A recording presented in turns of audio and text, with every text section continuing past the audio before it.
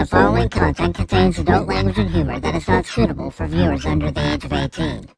Viewer discretion is strongly advised.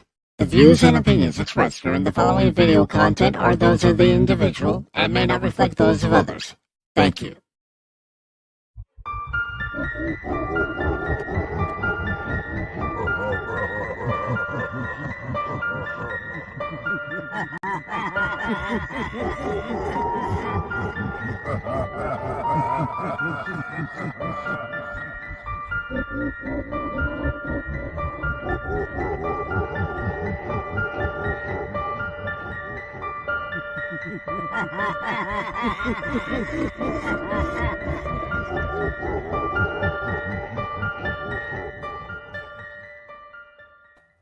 Good evening and welcome one and all to this frightening edition of Pacific 414 Pop Talk here on the Pacific 414 YouTube channel.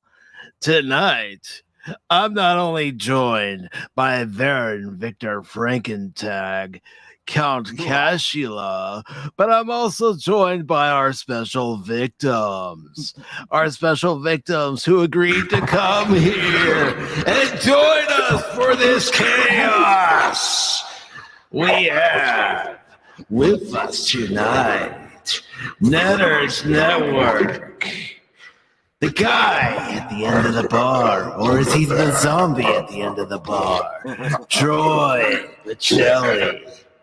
And since they embrace Halloween all year round, the Norwegian ambassador, Jacen Fawkes of 540 Studio. I don't know who any of those people are. I could resist. Oh, that was loud. That's right. I'm turning it down, don't worry. I don't want to frighten you, Jace. I'll be right back. I gotta change my shorts. That's scary. Oh, you're never scared, are you, Baron? Are you looking to your favorite horror movie? What about you, Cash? Do you ever think that you're going to wind up in Crystal Lake? Or is it because you're a vampire? You'd rather hide out in the dark and prey on your victims? Yes. As you can tell, folks, we are about to have a lot of fun. But of course, let's bring back that normal voice. I know you sound better that way. How dare you, Baron? How dare you? I just wish I could speak like Peter Cushing, because Peter Cushing had such an elegant voice. You know. Oh, he had a really nice he voice. Oh, most definitely. You know, going out there, you know, that subtle voice. Even when he was a bad guy in Star Wars or any other movie, he was just like so elegant. You know, perhaps he'd like to have another planet, a more military target, than name the system. I could really have asked you this, or shall be for the last time. Where is the rebel base? I love Peter Cushing. And of course, I do want to welcome our viewers over on YouTube and Rumble. Oh, yeah? You got some? Yes, we do. Yes, we do. As a matter of fact, I want to say hello to those who are currently in the chat. Starting with everyone's favorite Norwegian, Jacen Fawkes. Fire it up. From Fire 540 it up. Studio. If you get the reference. Yes. And of course, Leia Rose was here earlier. Who is the most scary thing? The most scary thing. She is the president and sole member of the Phil McCracken fan club. There's nothing more frightening than that.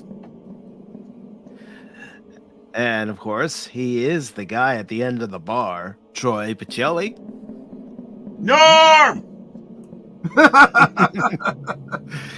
And of course, she keeps him alive. Netter's Network. Good to see you, Netter. See, I actually bring Vera to the bar with me, see? Well, someone's got to keep him in line. That's you know. right. I thought she was working upstairs at Millville's. As a matter of fact, up until just recently, she was working upstairs. And I also want to welcome the Padawannabe, who says I made it.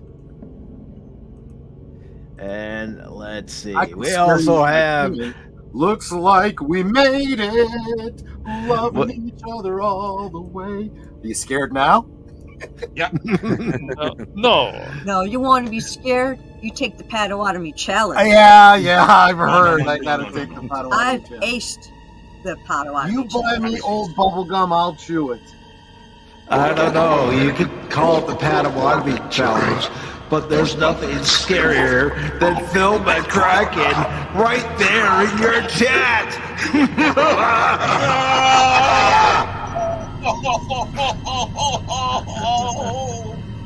That's what I'm bleeding out of here. Ban kick. And he says he's the true Kino legend of Pop Talk. I've never seen 6 months to ever be on YouTube. Careful, Phil. Careful. You never know what might happen to you, Phil. Something very frightening may happen to you, You Phil. might think everything is okay, but Disney is gonna get you. Kathleen Kennedy's gonna get you. Disney and Kathleen Kennedy are gonna get you. Yahoo! Phil's very frightened. Very frightened indeed. Yes. So, ladies and gentlemen, what is one of your all-time favorite horror movies? Starting with Troy and Netter. Yeah. Let them go. Well, you look at my icon. Do you think you might be able to guess? Yeah. Let's see. Let me guess. The Charlie Brown Halloween special. I do. Right. Hey, love that's a that, really but I good one, wouldn't- though. Yeah. Yeah. I always imagined that the Great Pumpkin was like there was a connection to Nightmare Before Christmas. It was Jack Skellington, you know. I was thinking maybe Pumpkinheaded. Oh, okay, I can see that too. Oh, that would be a great crossover. That would be a great crossover. I'm with you on that one. Mm-hmm. Yeah. Mm-hmm. I mean, asking a real horror fan their favorite horror movie is like, you know, asking someone to choose between their children, right? But I think when it comes to the big Hollywood type, you know, horror films, especially, you know, the 80s and 90s and whatnot, yeah, it's Hellraiser for me. I not only did I watch not only do I have them all on DVD, including all the crappy ones, and let's face it, most of them are they are Hellraiser in name only, literally. Mm-hmm. You know, The 2 first one are the best ones, and the only ones I like. I liked the third one was okay. The fourth would have been great if they'd have split it into 3 damn movies. You know, they could have gotten 3 I can movies see out. that. Yeah. But that was. I just want to say one thing. Real quick, everybody. I do want to welcome the most frightening of new movies to come out. Yes, you will catch it next fall. It's called The Deleted Scenes. Yep. You know what's the most frightening thing? Is Netter is calling Phil hi, sweetie. Don't do that. Don't feed the it's like putting water on a I call after everybody midnight. sweetie. I She always does. say She hi, does. sweetie, to everybody in the she's chat. you're accusing her of treating everyone the same, right? Yeah. only, Well, then what you should do is hello call that I him say Packard. differently is when I say hello to Troy, because I say hello to Love My Life. That's true. Other than that, that's sweet. everybody gets a hi, sweetie. Yep. Everybody. You know what? Phil should get high sacred. You should call him sacred. Oh, okay, not sweetie, but sacred. That's cute. Yeah. Yeah. Okay. Or NutraSweet. Hi, NutraSweet. There you go. My favorite horror film, I have to say, it's because I'm biased, because I'm in it. Oh, that's true. Poltergeist 3. Yep. Oh, very nice. Mm-hmm. I am I in did not know Poltergeist that. 3, yeah. I'm an extra in it. There is a scene when the kids are running down to catch the ride to school, and then the aunt comes back into the building, and then she ends up turning off into an art gallery. I'm right behind her on the escalator. I've got really short, dark brown hair, wearing a pink long sleeve blouse, kind of a muted pink, gray slacks, and I've got a black jacket over my arm. Well, Yep. And you're Yep. keeping everybody in line. That's right. Yep. So we did a rewatch on her channel and on Jedi Bill's channel, and in both instances, we were able to say, there she is, right there. I got my Yeah, and then of movie course, night. because we were filming, then running up and down the stairs so much. You can catch her in background Yeah, shots in the too, background, sometimes. going behind pillars and stuff, because they had us going up escalators, down escalators, up escalators, down escalators. And they actually pulled me in place of somebody else. Cause, like, there's this guy that was behind the aunt who's wearing like a bright yellow rain slicker. They yanked him out because they're like, we told y'all no bright colors, and they shoved me in because I was more muted. Oh, cool. Otherwise, I still would have just been in the background behind the pillar. Yeah. There I am. Oh, there's a pillar. Okay, there I am again because now there's the pillar. That And gives it me was- something to look for the next time I watch the movie. Right. Yeah. Yeah. Oh, there's Knitter. Yep. And that's Well, no, I- less than I- a half hour in, because you could just go, okay, we're done. The thing is I only saw it once when it was on cable back then. But it Yeah. must have been interesting. I suppose you were around with Tom Skerritt and Nancy Allen Yeah. and Heather O'Rourke. I mean, that must have been just absolutely because I love all of them. And too bad about Heather O'Rourke. Let me but see if yeah, I still Tom have Skerritt's a great pictures actor. saved somewhere. Okay. Yeah, And Nancy of Allen, course- she's so great. I mean, Yeah. I do want to say hello to Lester San Jose, the Skeptic Tank. Yep. Welcome. at least he's not the cesspool.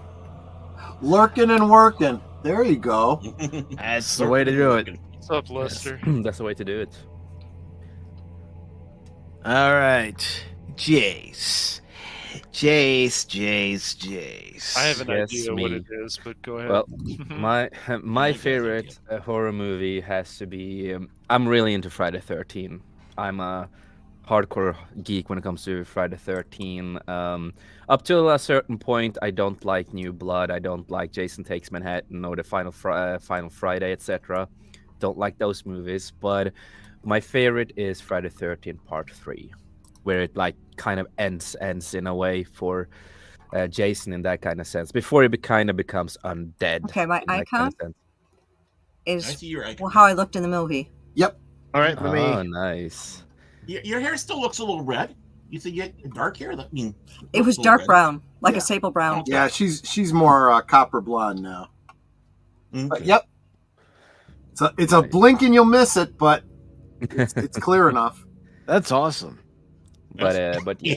Friday 13 Part 3 is my favorite one, and I love Jason. And my name is Jason at the same time, so it is kind of funny.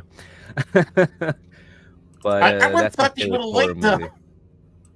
I thought you would have liked Jason Takes Manhattan, especially the song and dance routine. Start spreading the news. Jason's I back in hated the that day. movie. It is that so machete's flying mentally around challenged. I hate the New movie. York, New York.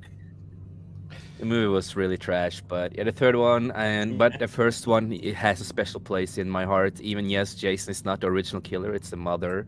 It has a really special place in my heart, and that was one of the movies that was really hard to get in Norway because it was also banned in Norway for many years. Wow. So when I was I watched horror movies as a kid. I didn't watch Disney stuff. I watched horror movies. Yes. So when I first started with the Friday the 13th franchise, I started on part 2, and I always wanted to see the first one. And after many years, when I got older, I finally got to see the first version and the uncut version too. And it just has a really special place in my heart because I just love the concept of her losing her son in that kind of way and all that. I know there are some continuity errors here and there to a certain point with Jason at the end there, and then the part 1 is older again. But yeah, it is just a great fucking movie. Friday 13, especially part 3 and the first one and the second, Highly recommend if people haven't seen that. If they haven't, they are missing out. Old good movies, good practical effects. I miss the good old days with practical effects. Agreed. Definitely agree with that. And Phil, watching Caddyshack 2, that is scary. He wants me to watch the movie. As I said, I've seen the trailer for it, and it looks better than everything that Disney Star Wars have ever done. So, well, that's not a very high bar, but you're right. Yeah, I know. It's like, come on. And Cash, what is your favorite horror movie? Well, I'm not the biggest horror fan, but I have to admit, The Exorcist was really good. When I finally saw all of that, I was like, wow, that girl's freaky.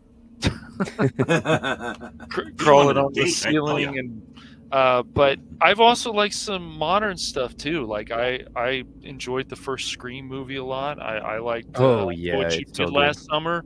I like that hook thing, and when he runs them over, I'm like, oh, this is freaky, and all the connections they have with the characters. I was like, man, they really scared the crap out of people with this. This guy's running around with a hook, and then the connection with the family member. I was like, oh.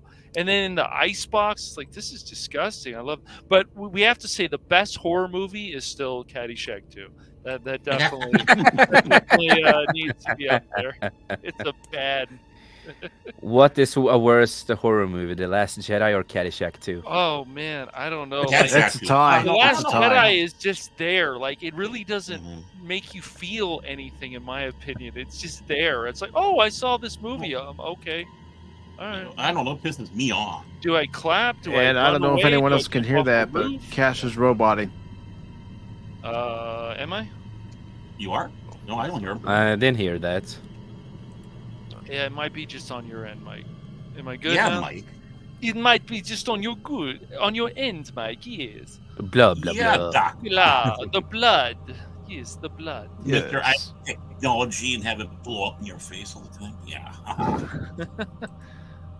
But no, The Exorcist is still like scary. The first one, they did a really good job with that little girl at the time. Oh my god, scary stuff. All right, and Baron.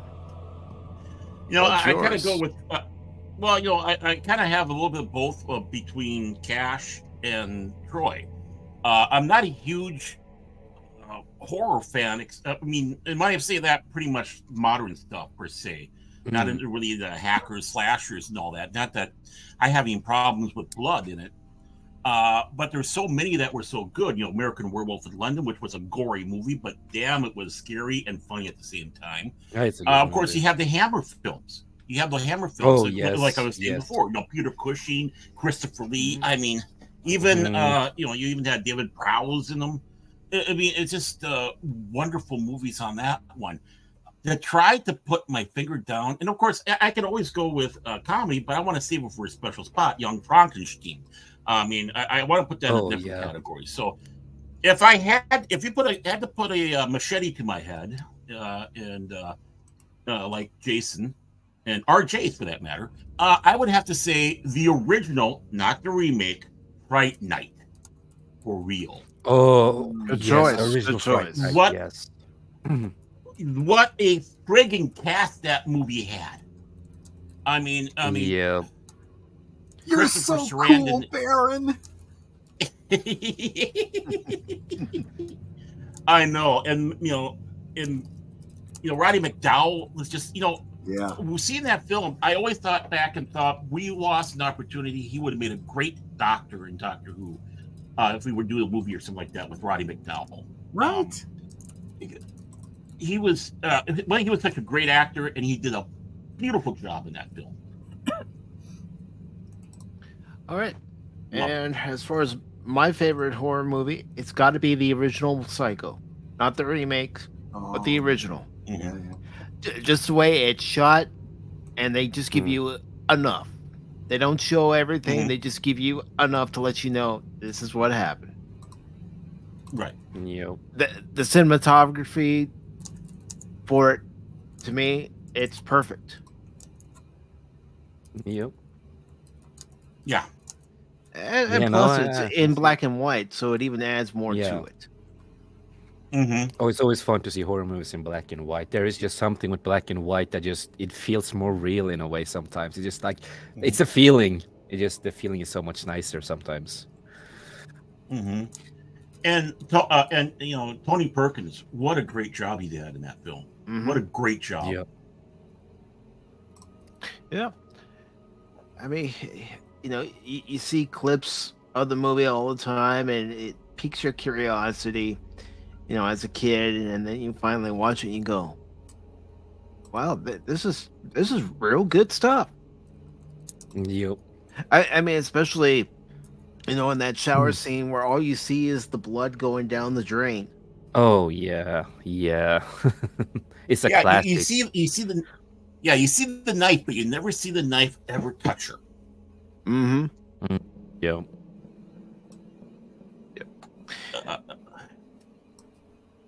It's an example of a little goes a long way. Now, if you were to touch, any modern horror movie that's made, even if it's a remake of a movie, what would that be?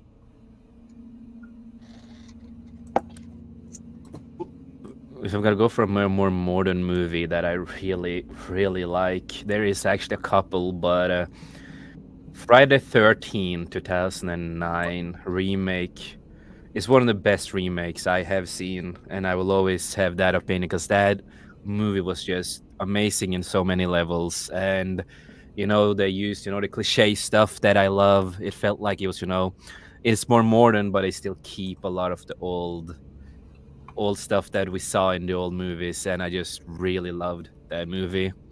And there is another movie that I really do like that is more modern, and it's a found footage film called Grave Encounters.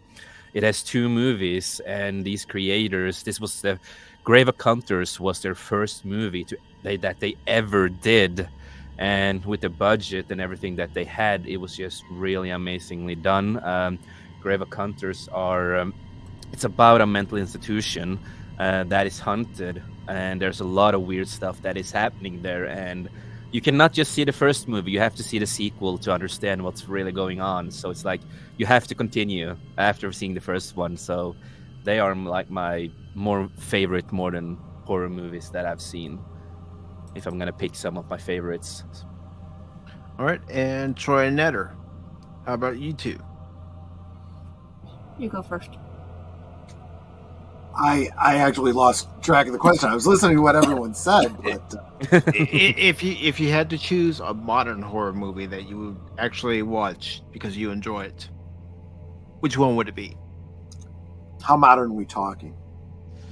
Let's say in the last 15 to 20 years. Okay. I mean, there's a number of them that are a new era of horror, in my opinion. For example, the Babadook, and films that are in that what I consider to be a subgenre, where it comes off very supernatural, but when the film is over and you look back on it, you're not 100% certain that was the case. You know what I mean? Yeah, I know what you mean. Yeah, I like horror movies where they're not slasher movies, but they creep you out because of just the creepiness of them. So like The Others, you go through this whole film and you find out this twist ending, and it's like, oh, that was creepy. Yeah. Things like that. Yeah. The ones that are more thinkers, really need to use your mind. Weird and creepy, but they're not, let's kill everybody, with hacksaws or whatever. Right. So it's like, I prefer the suspenseful horror films over the let's slice everybody up films. Yeah, so, no, I agree with that. I'm not sure I would say the Babadook specifically, but that one jumps into my head, so let's go with that one. Films that are like that. Yeah. And because usually when we're talking about stuff in the past decade and a half, you just want to cringe. But at least with horror, it's like, okay, no. This and they can get away with like PG-13 on stuff like that too, because it's not terribly violent. It's You know, you don't even have to have a great deal of language, but man, it could be intense. You know? Yeah. What about Evil Dead 1 and 2? Have you guys all seen those? Oh, right? I'm Evil Dead. Yes. Throw We some got humor into my horror if you can. Oh, this one with Bruce Campbell? Bruce Campbell. Okay. Yeah, Those are Bruce good. Campbell. Yeah. I haven't watched the remake. Some people I know said It's it was two- good, but I it's haven't two. We have watched two it. remakes. There's two now. Yeah, that's right. Yeah. There's two, yeah. I liked the first remake. I thought it was really great, in my opinion. I thought it was, one of the better remakes that we've had. And you have to watch the uncut version. It has a lot more in it in certain parts that makes more sense.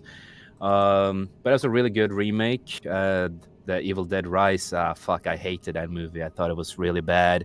Tried too hard.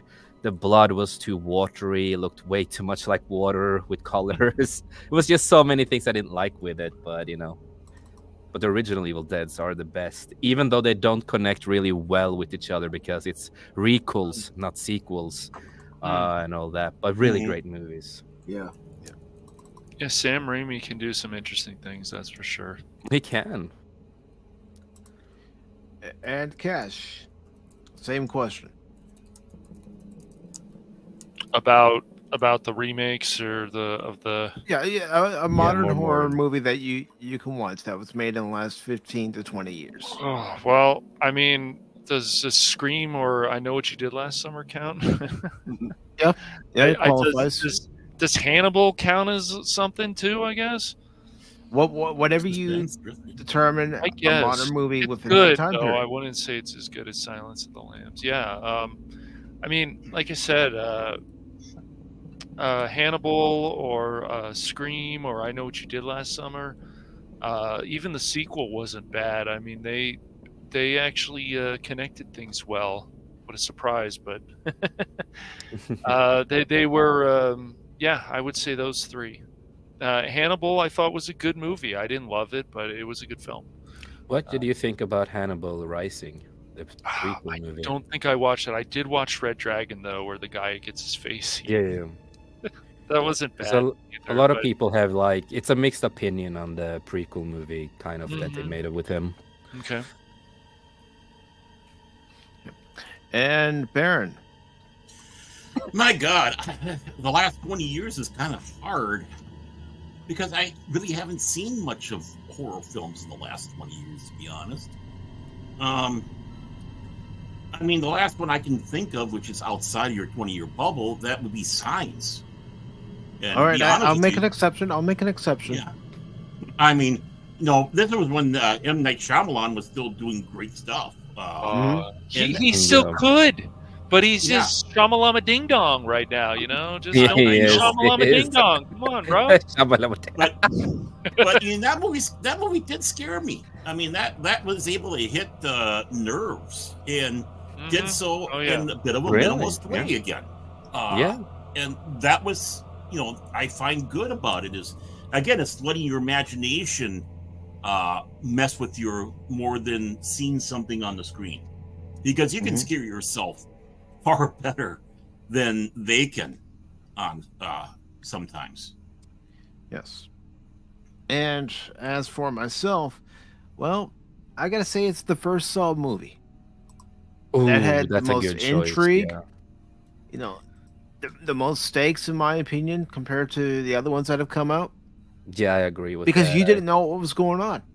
I really agree with that. The problem with the newer ones is that I felt that they were trying too hard every time after first one, if you know what I mean. Try to be more creepy, more hardcore, weird death stuff and all that. But the first one will always have a special place for, I think, a lot of people, actually, because that was really great, the first one.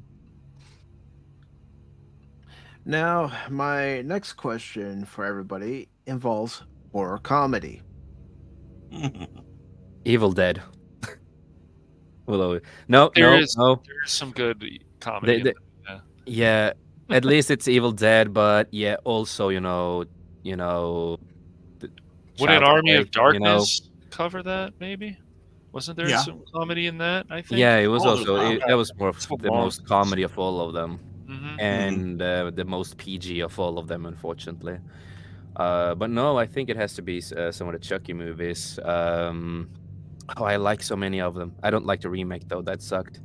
Um, but yeah, it has to be with child's play and all that kind of stuff. That franchise is my favorite horror comedy that have existed. Do not watch the TV series. It's woken shit. I watched the first two. I watched the first two seasons of Chucky, and this season I just have no interest in watching it. Yeah, I started on the third season, and the only things I like is when I see Chucky. That's all. Just when he does, his jokes and killing. That's the only fun parts with the series. And the fact that it's still Brad Dourif providing the voice of Chucky. Yeah, and his daughter is in it. His daughter is in it too. This whole thing about Chucky having kids or adopted kids, did you guys ever find that weird? No, I thought it was just funny when they introduced that in the movies. I just thought it was really fun. It's weird, but it's comedy. It's fun. I liked the concept back in the day. So I never found it, weird. I just, it was a family movie, a comedy horror family movie for me. Really enjoyed that. Love the comedy. Actually, can we go back one step in the last 20 years, you said? I forgot about one I saw that I was really, really impressed with. Okay. And that was The Call of Cthulhu from 2005. It was like a 40-some minute black and white silent film that was made to the works of good old H.P. Lovecraft.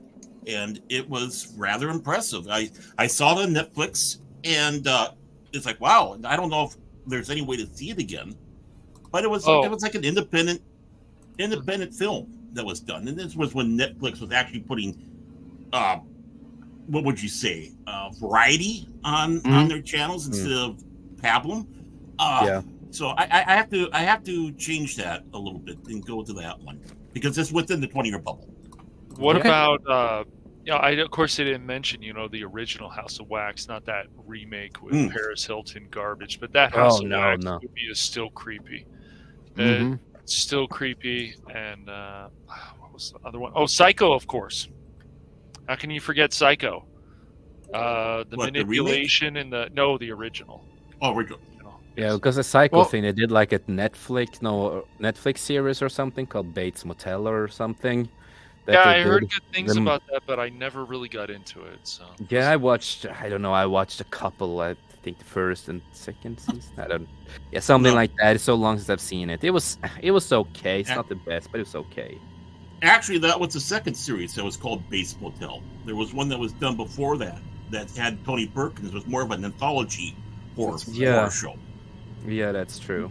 And I guess if we're also talking about horror, I'd probably say the first Scary Movie was pretty funny. The first second one, not so much, but I heard the third one was good. I think the third one has aliens in it, if I remember. But the first Scary Movie, yes, with Charlie Sheen in it.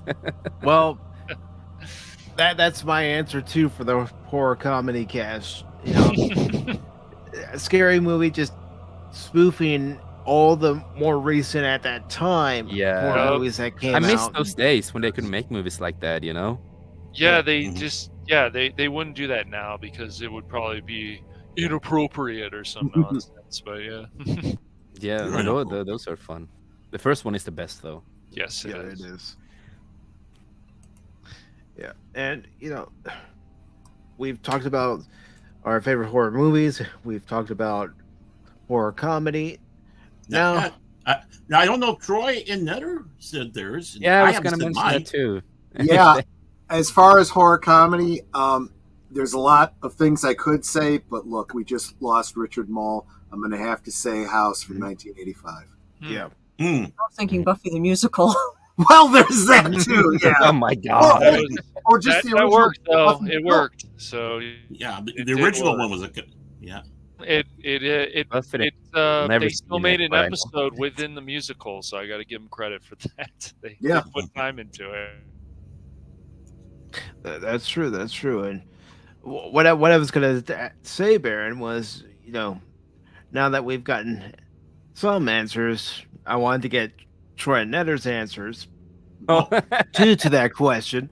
Well, sorry. That's nice for a guest. It's all right.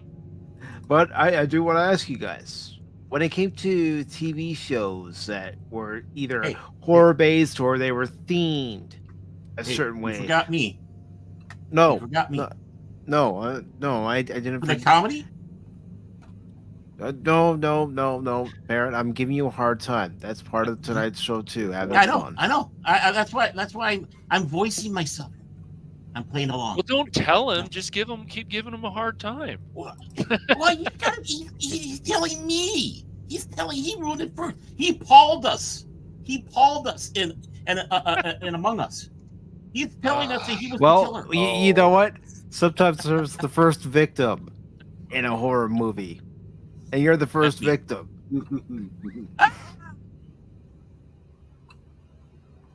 So go ahead, Baron. Give us your favorite horror comedy. Okay, I said it before because I said it was in a special category. Young Frankenstein. Yeah, that's a good one. Absolutely classic. I mean, the cast again. Gene Wilder, Marty Feldman as Igor, Madeline Kahn, Terry Garr. I mean, Peter Boyle. Don't forget Peter Boyle as the monster. Were we able to find that anywhere, or? I looked in the store yesterday to see if they had it. 2 stores, and neither one of them had it. And the only place you can actually watch it is on HBO Max. I know they call it Max, but I'm still calling it HBO Max. Oh, I have that. In Norway, you got called that? HBO Max Yes. because in Norway, Sweden, and Denmark, we have a burger shop called Max. So in Norway, they still use HBO Max because of that. Oh, I thought they had to do that because a swift change like that, you Norwegians couldn't handle it. Yeah. Fair point. Yeah.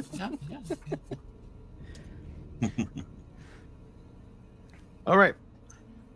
Next. Television shows that are themed in horror, whether they're comedy or serious. For me, it's really easy. It was Channel Zero.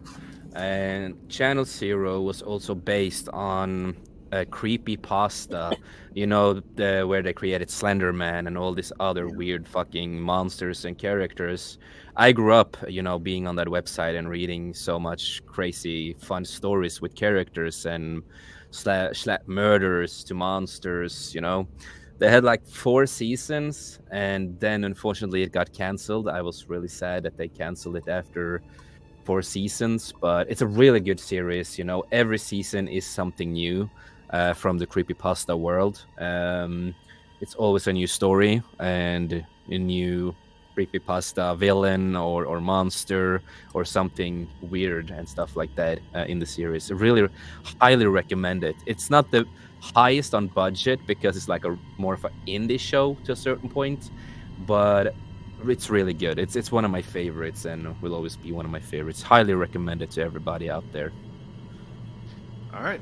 And Troy and Netter, your favorite television show that deals with horror. It could be on the serious side, it could be on the comedy side. I know. I grew up with a lot of really neat ones like The Crypt Keeper and Twilight Zone, all those. But more modern, I'd have to say, I'd still go with Buffy. I always got a kick out of it. Yeah, Buffy was really good. Yeah. I always thought the Buffy movie was better than the series. But it was still Joss Whedon. And the series did end up going back and establishing that canon that the previous watcher and all that kind of stuff. So it seems like he's now his own horror. So yeah. Well, good point. For me, I would have to say 1987 to 1990, Friday the 13th, the series. Oh, because that chick that was on there. Well, Louise Romaine. She never wore a bra. But the show was more than that, though. It really... I don't think it...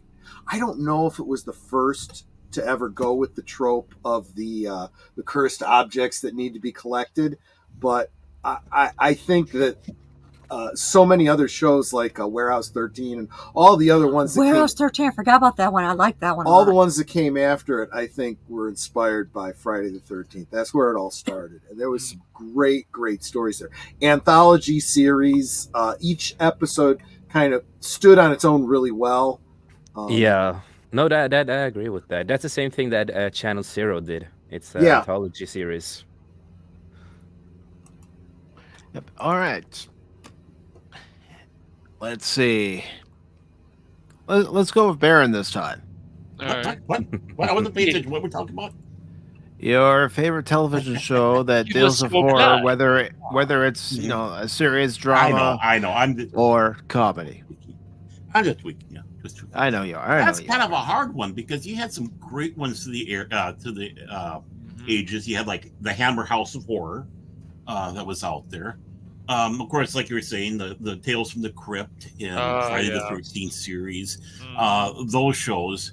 But here's one that really, I guess it's for sentimentality. Back in the early 80s, James Colburn was the host, a short-lived series called Dark Room. Mm-hmm. And that itself was, again, a horror anthology series where, you would go, I can't remember, probably had 2 or 3 stories per hour episode. And, of course, how can you go wrong with James Colburn? I mean, what a great talent he was, being the host. So I have to go with that, Dark Room. All right. And Cash. Growing up, it'd have to be Tales of the Crypt. Or Tales from the Crypt. I can't remember the exact title. Was it Tales of the Crypt or from the Crypt? Tales from the Crypt. From the Crypt. Okay. Yeah, that was creepy. Yeah, they did a really good job. Yeah, that was creepy with that. Yes. And then, of course, Goosebumps, because I grew up with those. And then more modern stuff would probably be the first 2 seasons of American Horror Story. That stuff was creepy. American Horror Story 1 and 2 was really good. Season 2 with the whole mental institution stuff. Thank you, dude. Yeah. Yes, no, I'm a big American Horror fan myself, especially the 2 first seasons. The first season was creepy, and then the second season was so creepy. And I would still say Freak Show is good, but then they started going off onto a agenda. They started becoming weird and shit, and now it's super woke. It is just woke. I saw the latest. I've seen the latest seasons. It's all woke. It's all crap. And they also made a side series called American Horror Stories, and the dialogue there is that don't fear the dick and all that. I'm like, what the hell is this dialogue? What's the shame? It's too bad because it's just American Horror Story was legitimately a lot of potential. I was like, yes, a lot of potential. There was some great writing those first couple seasons, and some great characters. Let me tell you. Yes. I forgot it was supposed to be horror when they brought in Naomi Grossman as Pepper. Mm-hmm. That character broke my heart. Yeah. I loved Pepper. Mm-hmm. Yep. Just like Hotel went creepy with the vampires and the thing, but the guy who owned the hotel, like he was the creepiest guy on there. And they were also based on a real guy. My brother still likes Coven a lot. Yeah. But honey, I'm allergic to pepper. She really is allergic to pepper. But no. Yeah, I'm allergic to black pepper. It's a weird thing.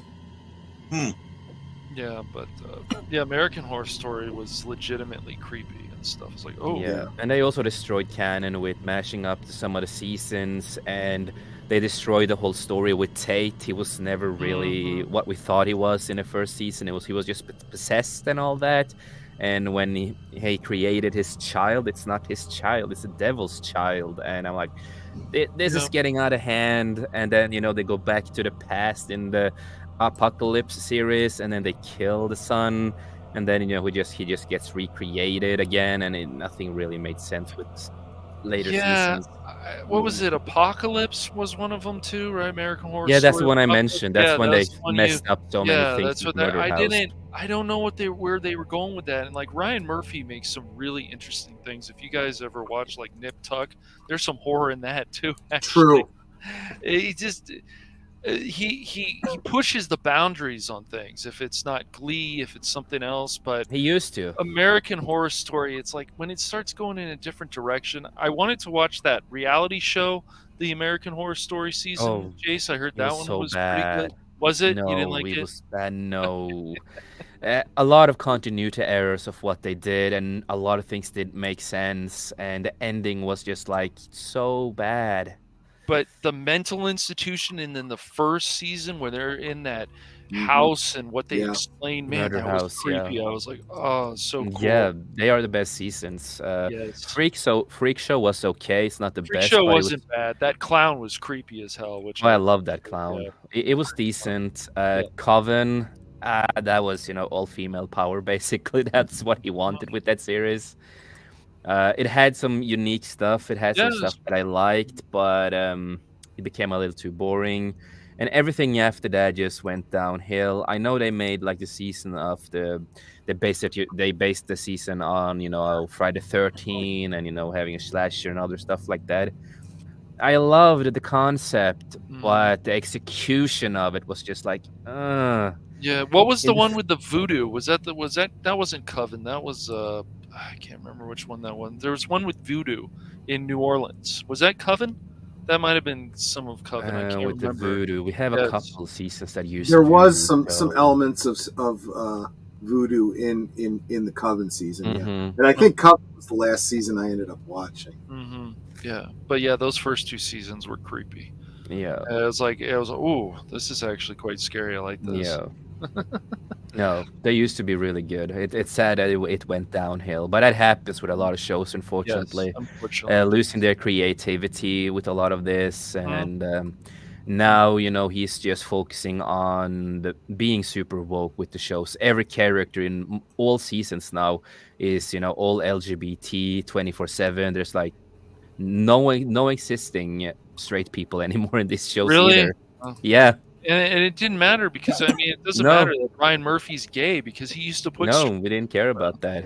No. But now he really focused on a lot of that, and that is like, dude, it's okay to have gay characters, but you're just forcing it all in, and there's like no reason for him to be that. It's just forced in there. Unfortunately, but who's also a nightmare? Billy Porter. That guy is his own Halloween. You guys know who Billy Porter is, right? Well, yes. Yeah. Unfortunately. But highly recommend the 2 first seasons of American Horror Story. Yes. All right. And Baron, did you give your answer?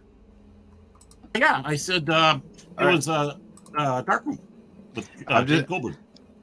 I'm sorry, I've just tried to keep track of everything and on the stream. Oh no, you didn't come to me. Let's see, my favorite TV show. No. But I gotta say, my favorite, and it's always been my favorite since I was a kid, is The Munsters. How could you go wrong with The Munsters? Sure. Oh yeah, that counts. Of course, yes. I watched The Munsters too. Oh yeah. There's the Addams Family. Well, the Addams Family too. Wasn't bad. Well, both of them, yeah. Yeah, Addams Family. You guys like that first movie? It wasn't bad, from what I remember it, but never a huge Addams Family fan. But actually, I'd say the first 2 movies were good. Then the first movies were good. I liked them. Anyone watching this Wednesday show? I haven't watched it. I think I haven't yet. I have seen it a couple of times. I have my, it's pros and cons. There are a lot of stuff that I like in it, and well, Jen Ortega does a really well job, and she steps down if there's something that she thinks doesn't fit the character. Yeah, I really like that. Like she also said, they forced a lot of this love story in there that didn't need to be there, and there are certain characters that is just really annoying. But other than that, there is a lot of good stuff in the series. I really like it to a certain point. If you're an Addams Family fan, you should watch it. Give it a try and see what you think. In my opinion. And we are getting a second season, and Jenna Ortega is actually going to be more of a producer on that, the new season, because she doesn't want it to be. She doesn't want it to be like the first season. She wants it to be more accurate to the Adams, and Wednesday to be more right.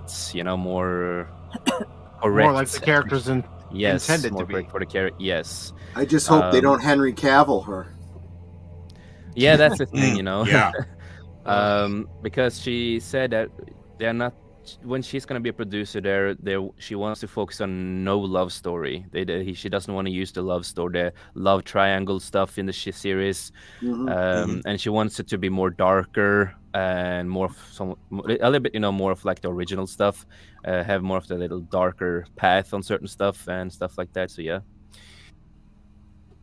All right, and I have a general question for everybody. When it comes to the horror genre, whether it's the serious horror, mystery, slashers, comedy, what's the one criteria that the movie or TV show in that genre has to have? God. I'm not going to throw you guys softball questions. Dang, dude, it has to give you suspense. I'm impressed. Yeah, I agree. That's a good and it doesn't matter if it's a slasher or not a slasher. Whether it be like the original not Hammerhead horror. I don't mean that, but I mean Universal or any of the. It doesn't matter all the way across the board. It has to be suspenseful. If you're not on the edge of your seat or wondering what's going on, or even like when I saw Psycho for the first time, amazing how it went so fast. It's like it's over already because you're so engrossed into the suspense got you. And that is the important thing to any horror film. It has to keep you suspended. You have to keep you on the edge of the seat. And if need be, makes you want to jump behind the couch and watch. Oh yeah. Unfortunately, no movies have ever made me feel like that because I'm not afraid of stuff. So for me, you're Norwegian. Yeah, I know. Yeah, he sees horror every day. He goes outside. He's like, these a-holes are right here. Well, no, but that doesn't have to be anything about being scared. It's just the suspense. It's holding you. It's grabbing you. It's making you want to know what's going on. It's for me, it's like a lot of story. Some people, scares you. Yeah, right. For me, it's a lot of story, and if there's going to be plot twists and what's going on, and it has to keep me, really interested in what's going on. And sometimes I do care about story, even in horror movies. I like stories. For me, stories are really important. And if they make a great story and they also make great horror at the same time, it's just like if you get both combinations of great horror and story, I'm all game. That's really important for me, at least. Right. See, I would say it's hard because there's so many elements that are important. Yeah, that's the thing. Given some of the critiques that we've made of some of the stuff we were talking about, I would have to say internal consistency. If you like something, you want it, you want it to change over time, but you want it to basically be the same thing. And we were kind of ragging on American Horror Story because it goes away from what it is. But I would say so many shows have done that where they kind of lose focus of what the formula was that got them going. Yes, they do. I still need to finish 1984 because I was enjoying that. That was like a Friday the 13th kind of takeoff of American Horror Story. I was watching a lot of that, but I haven't finished the last few episodes yet. It's creepy stuff in there, and there was some good background. One thing I would say, Mike, that does help is good background. Like they built up good background in I Know What You Did Last Summer, and things like that. I appreciate that. Besides the suspense and the and the psychological stuff can be crazy too. I remember how scared I was at 12 years old, and I still remember this. Tommy knockers, those green eyes coming at you, and it's like creepy stuff. Just creepy. I was like, dude. When I was 12 years old, I was just laughing, man. It's because you went outside and you're like, here's the horror. Oh, I'm going to go back and say, I watched this. It's fine. I like any knockers, so, No. Oh, of course you do. And Netter, what's your criteria for a horror movie, television show, series, or comedy? Well, the only thing is, like I said before, it's like I don't like slasher movies. I like ones that are like they have a twist ending. They kind of make you think. They're suspenseful, And of course, y'all know the rules of being in a horror film. Right. You don't take a shower. Yep. You don't have sex. Right. You don't go into any room alone. Yeah. Things like that. Never say I'll be survive. right back. Yeah, I will always survive a horror film because I'm not stupid. Yeah. And remember, most of the time, the black guy dies first if you have a black guy He there. did, but if he doesn't, it's something different. Yeah, it is funny. Yeah. Other black people. You know what happens is the black guy goes, "Feet don't fail me now," and then he starts doing that Flintstones where the feet are just going around in circles, but he's still in one spot. Now, if he would have gone a little bit slower, he probably would have done it. But staying in that one spot makes it easier for the killer to get you. And you're absolutely right, Hunty. And I do want to say hello to Hunty, by the way. Hey, Hunty. I hope you're doing well on this Halloween night. I just pooped a little. Maybe it depends. Yeah. Dependable. Silent Hill are good games. I like Silent Hill, the Silent Hill games. Silent really Hill good. 1 and 2, and there's I'm like excited for 5 new different games. endings that we'll see if they still continue. Yeah, I really hope so. The first movie too of Silent Hill was pretty good. I Oh, liked the first so one. good, man! That is one of the The second best one, not so much, adaptations. but I the didn't first watch one the was good. second one. But Oh, that was terrible. I'll tell you, game adaptations have the same problem as really any other adaptations. If you're definitely going to bother making a movie of something, it's because the lore is beloved. Just take the lore, put it up on the screen. Right. You know? And they did it really well with the first Silent Hill movie. They cared Yeah, a it lot was about really that. good. It was Yeah, really they- good. It was creepy. It was I liked it a It's lot. one of I the thought it was very it's one of the good. better Yeah. adaptations It of is. the game. You It can really say is. it's one of the better adaptations. Yes. Mm-hmm. And 1 second. So 1 second, he knows. Okay. Yeah. I just had to stop the program from activating. No. It's like no, not now. The self-destruct. No, not the self-destruct, but to give my answer to the question is it's got to be the cinematography. It's got to have a look on screen that gets you basically immense into that world. Yes, the story is important, the characters are important, but the cinematography. Yep, the film work, plays a big part. pacing, everything is really important too. Yeah. And I strongly believe that without it, you're kind of lost to the movie. If the movie's all bright and shiny, it's like, no, that's not a horror movie. If I'm watching a horror movie in particular, I want it to be grimy. Yep. I agree. Yep, no, I agree. I 100% agree. Mike. Yep. And then like the sci-fi horror, like I don't think I've ever finished Event Horizon. I need to probably watch all that. I haven't finished that. I hear pretty good things about that. But the first Alien movie. Oh, the first Oh, Alien is that what it movie. is? Oh. Yeah, the first Alien movie. I love Alien. Alien So coming out of the. really good. It was creepy stuff. Some of that sci-fi horror I really enjoy. Love sci-fi horror. If they do it well. They need to do it well. You guys must have been reading my mind. Mr. Frakentagge, next time you want to create a mind reading device, don't do it in my lab. Well, Too late. Too late. Yeah.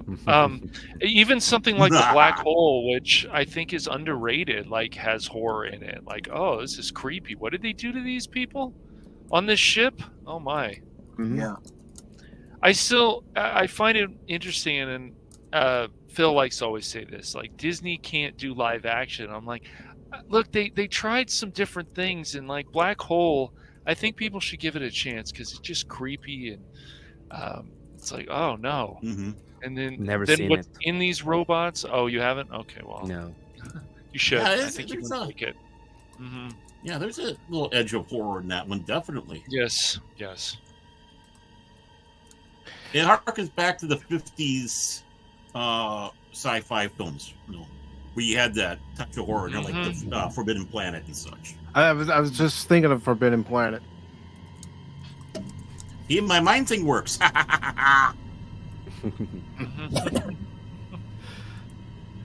But when you look at sci-fi horror, it doesn't matter what the movie is. With Alien, the whole point of that movie is the crew's being picked off one by one, and the last survivor has is a formula. Ellen Ripley. Yeah.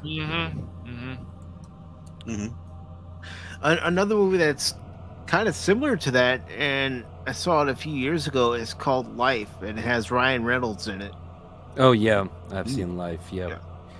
I remember back in the day when it came out, everybody is just like, "Oh, this should be the Venom prequel because this would make sense." But I think Life is actually a really decent movie. I've met so many people that didn't like that movie, but I didn't hate it. I thought it was really interesting, and it kept me interested to I want to see this. I want to see what more they can bring with this movie and all that, because it was just interesting. And Jace, do you have a particular sci-fi horror movie that you like to watch? One that I love, and it's not canon to Predator or Aliens, but it is Alien versus Predator, because it is fun. It's just one of my favorite movies. Me and my dad, we used to watch that a lot together, so it's also because of that. But I absolutely love the movie. Is it great? No, it's not the best movie in the fucking world, but I just fucking love it. But other than that, sci-fi horror, if I'm just gonna, it's either Aliens 1 or it is Predator 2 that are my favorites, like favorites. Because that's one of the first ones I saw of sci-fi horror, and when I was younger. No, because I just, the first Predator, you have Arnold, right? And he's fun. But when I saw the movie, I didn't feel like it was horror, like a sci-fi horror. You know what I mean? It felt more like an action movie for me. It was boring. That's what it was. According to Paul, it's boring. But thanks, Jason scared me, so I... But no, if I'm gonna pick, I am gonna choose Alien, the first Alien movie, as my top tier favorite sci-fi horror, because I just love the concept. Do not watch the Alien Covenant or Prometheus. They completely recreates the whole fucking lore, and terrible fucking movies.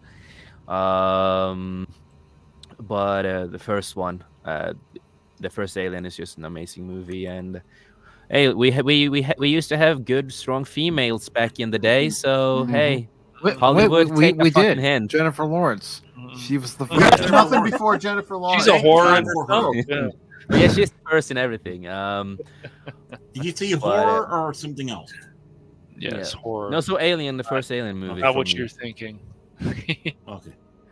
And before I ask Troy and Eder about this question, I do want to welcome the Comic Relief Crusader. How are you doing, Mike?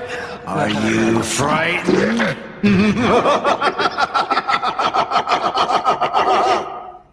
With that voice, I just want to hug you. You sound like a nice person with that voice. Nice. You want to go for a coffee? Sure, you could go for the coffee with either Carefully. Mike or not. Be careful, he might choose your poison, Jace. He might roof you, and you might find yourself chained down in the basement. Careful. Working on his experiments, you've got to be careful. Yes. But hey, I'm the crow from Norway. I'm already dead. I will just heal up. Inside. Yes, the Thing does count as sci-fi. Yeah, Yeah, The Thing. it does, Oh yeah, big I time. totally forgot about The Thing. Oh my god, I totally forgot. I love that movie. It's such a great movie. And Mike has a good point. He has a very good point. Well, then I think it's time for you to come to Norway. I think you will be frightened again. And the same question for Netter and Troy, your favorite sci-fi horror movie. I'm gonna have to go with The Cube. Yep. It's like Troy and I both really liked that one a lot. It was just creepy enough. And the suspense kept you going the whole time. It's like, are they gonna ever get out, or are they gonna die? What's gonna happen here? Yep.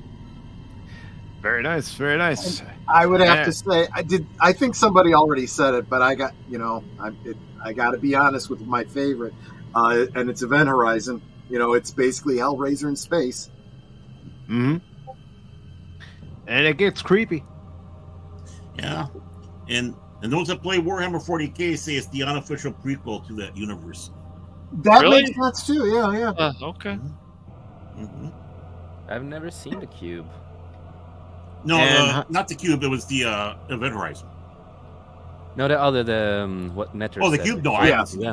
that. There's actually a whole trilogy, and there's a Japanese version. I don't know if it came first or if it's a remake or what it is. Yeah, I see that. No, I am so gonna look into this because this looks interesting. Yeah, you're gonna like it. It's right up your alley, Jace. Yeah. Yeah, no, it looks really interesting. And I just, something I always say is that I wish I could be like everyone here that can find stuff creepy. I wish I could feel that, oh, this is creepy or this is scary. I just wish I could feel that, but I just don't. I hate that I can't. I wish I could understand. I wish I could understand other people that, oh my God, this is actually a little scary, man, or this is creepy. I wish I could feel that. Okay, challenge accepted. We're going to make you watch the Care Bear movies. A what? The Care Bear movies. The Care Bear I'll do it. movies. I'll That'll do it. frighten you up. Mhm. Oh, I thought you meant the pronouns Care Bears because that's a pronouns now. Oh gosh. What? No. We're talking about That's the a original It's 1980s neo-pronouns. Care Bear Yeah. movies. That is a nightmare, man. What the hell? That is a nightmare. Mhm. And Baron, favorite sci-fi horror. A lot of people were saying great choices there. Now, I haven't seen Event Horizon, so I can't say anything about that. I've always meant to. Of course, The Thing, the first one and the second one. You can even throw Forbidden Planet into that with the battling of the Id, that monster. But, I'm going to go a little different, and I'm going to go anime. And I'm going to go with something that is really bizarre and freaky, Vampire Hunter D.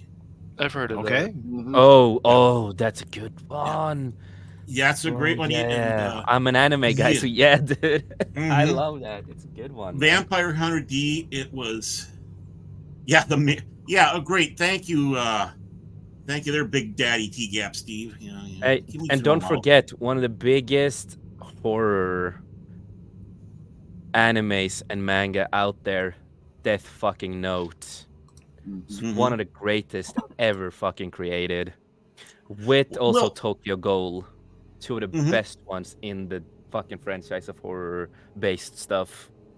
Well, you can even throw Akira in that as well, of being a horror film. Oh yeah, it's good. Yeah, But I still have to go with Vampire Hunter D because it just had so many weird, bizarre. That was one of those the bizarre, strange horror because you're dealing with something so far in the future and vampires and other monsters, and you can kind of feel a little bit of dystopian or apocalyptic. Probably more be correct. Hellsing is world also that they're good. in. Oh, Hellsing's fantastic. Ultimate, yes. Or even better is the one that they redid with all the comedy in it. Really good stuff. So fucking good stuff.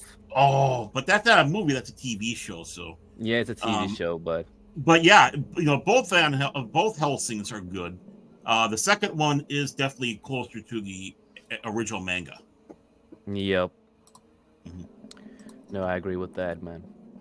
Really good choices. And real quick, I do want to say hello to both T-Gap Steve and Leo Rose. Hello, T-Gap. You got any soap opera stories to tell us on this Halloween night? And of course, she may be the princess of YouTube, but the scary thing is she's part of the Film McCracken fan club. That is pretty scary, I have to admit. Yeah. We already welcomed her though.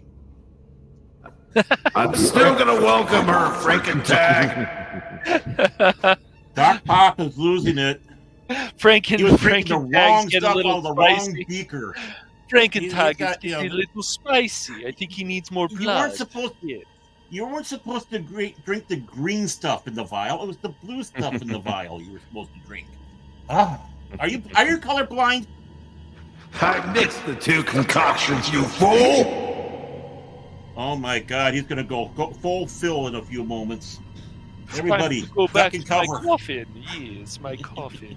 Yes. My coffin. That's basically just blood, warm blood for him. Yes. Hazelnutty. I want to suck your blood. But Cash, sci-fi horror. I mean, it has to be like Alien. Alien is just. I mean, that's one of the first ones I ever watched. That was sci-fi horror. So yeah, the only one you watched. It's not the only one. There's been a few others, but yeah, and I'm not going to give my answer because it's the same as Jace. It's the same as Cash. Alien. Copycat. I mean, no, also has really think about the original Alien. Just in good again, taste. With the cinematography with that. If you guys think about it, though, has there really been that much good sci-fi horror in the last, I don't know, 20 or so years? That I really can't think of anything. Feels something great. Yeah.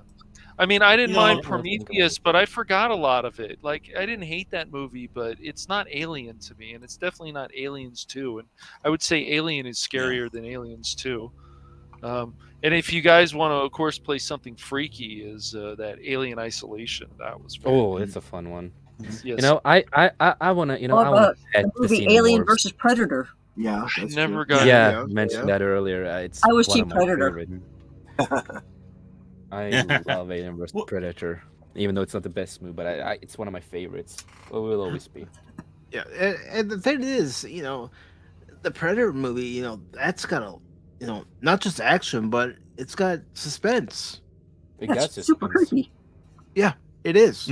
And they look beautiful. They look so cute. The xenomorphs, predators, they look cute. I want to hug them. I want to pet them. I would love to have a little xenomorph as my pet. So cute. Wait a minute. I thought you were a xenomorph, Jace.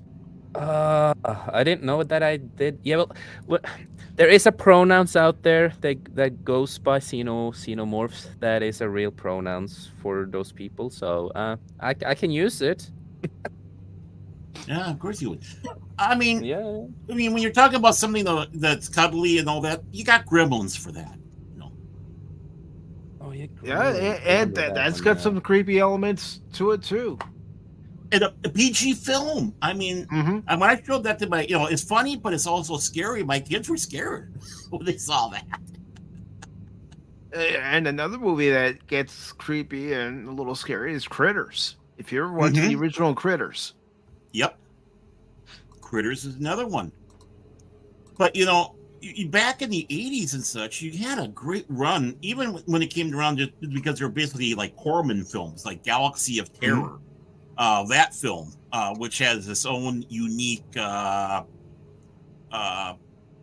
viewpoint in that one with a certain lady in a giant maggot.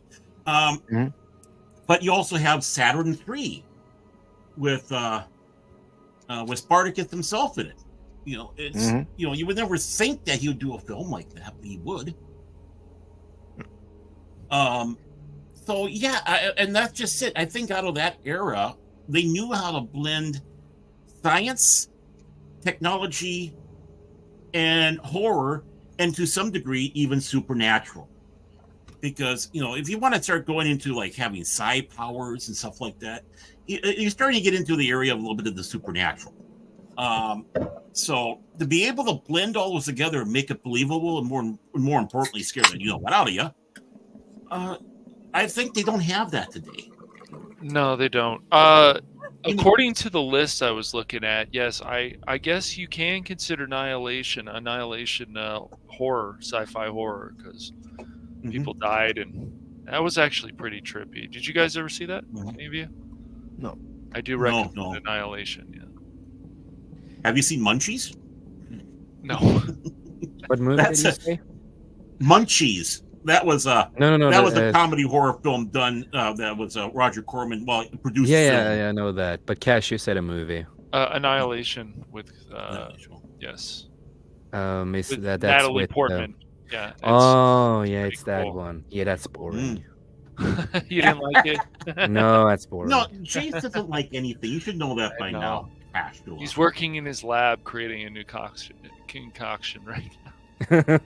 You know what? And this is not a slam. I'm not being mocked. I'm not mocking with this. Making a new formula. I would love Jace. I would love Jace to do something that would frighten him, and somehow get it made or out there for us to see. What would scare Jace, the jaded man that we have here? Because I don't know. He goes out to. He goes out his door in Norway all the time. He sees scary stuff every day. All the time, yeah. But, the reason why I say that, and this is not making fun or poking fun, it'd be definitely a new take on horror that we haven't had. And that's what we severely need. Very true. We've had the creepy dolls, we've had the possession, we had the xenomorphs, we had the alien hunters, we had the... Oh, we lost Netter. No, we didn't lose Netter. We lost... Oh, we lost Jace. We lost Jace. There he is. He's back. Yeah. It's like Jason and I are like in and out. Okay, you do it. I was trying to be nice. We're both trying to back weird. It's StreamYards. It wasn't my fault. I promise. No, it's not. It's 100% StreamYards. I've noticed that it had problems Sunday. I noticed it had problems today. That's why. StreamYard, don't become a nightmare, okay? Okay. I know what movie would you probably... That's why I'm testing out Talk Studio before the December 13th show. Maybe there is one thing that can scare me. If there's a horror movie about Cash Money's Shin. Oh, yes. Yes. The Night of the Living Shin. I do hear that it can destroy walls, so that's pretty cool, Just when you thought it was safe to step out of your house. That's right. You see it coming down the street. And then you see the face attached to it. I would laugh, though, if anyone ever was afraid of my chin. That'd be hilarious. Yes. Yeah. How about this for a couple? Basically, all based off of the same book by... I just got a mental block on his name. But The Last Man on Earth with Vincent Price. And then, of course, The Omega Man with Charlton Heston. We're not going to even talk about Will Smith, but all based off of I Am Legend. Really? Yeah. I didn't mind the first movie, but Will Smith is whatever. But no, the first one with The Last Man on Earth, that was the first one that was done. That was Vincent Price in that one. And then they did another one. In fact, the actress that was in it just passed away the other day, and that was The Omega Man. And it's all on the same basis that some disease happened, basically killing everybody off, and the last man on Earth now is the main character, and everybody else is vampires. So in a way, I Am Legend was kind of like a remake, I guess, or probably I mean, I don't know if you call it a remake, but just rehashing. Rehashing the same story. I like that I Am Legend movie. I did too. But of course, you had. He liked it. Oh, yeah. I know. But the thing with it is that we know they're gonna do a sequel, and you have to watch the alternative ending, the other ending, the other version that was not canon in the movie. Yeah, when he Richard lives. Matheson. Richard Matheson. And, I read the original book, and it reads like a Twilight Zone episode. And that's how the movie should be made. It's like a Twilight Zone episode. Speaking of books, now I'll admit I haven't read too many that come to mind that I think are my favorite or an absolute must read. But do any of you have a particular book series that you've read that has a few elements that would fit for tonight's show? I mean, I read some Goosebumps when I was growing up, but that's probably about it. Yeah, for me, it's Tommy from Junji Ito. Junji Ito he still reads. Yeah, I read a lot, and Tommy is one of my favorite. It is a manga in a way. It's a big manga, but a manga book. And Junji Ito, or how you pronounce it, Junji Ito. He creates only horror manga and books and all that kind of stuff. And Tommy is one of my favorite stories of all time. And every story is a different story. It doesn't continue after certain stories. It kind of just goes to a different era with the character. But the way she dies, it is really creepy. Really, I think it's a fun story. I don't get scared of shit, but it's a really interesting story. She falls in love basically with her teacher. There's a little thing with them. She accidentally, she gets pushed down, falls. The teacher thinks she's dead. So he decides to dismember her, but he's getting the help from the rest of his class because everyone thinks that she's dead. And then it's a really fucked up story. And then, he takes the saw thing he has, and then he starts gonna dismember her. And then she wakes up, but he kills her. And they take every part of her body to different areas in Japan, and a lot of stuff are happening because of that. She comes back to school, everyone is confused. She takes revenge, and the thing is that every man will fall in love with her. That's the curse. When you're around her, you will fall in love with her.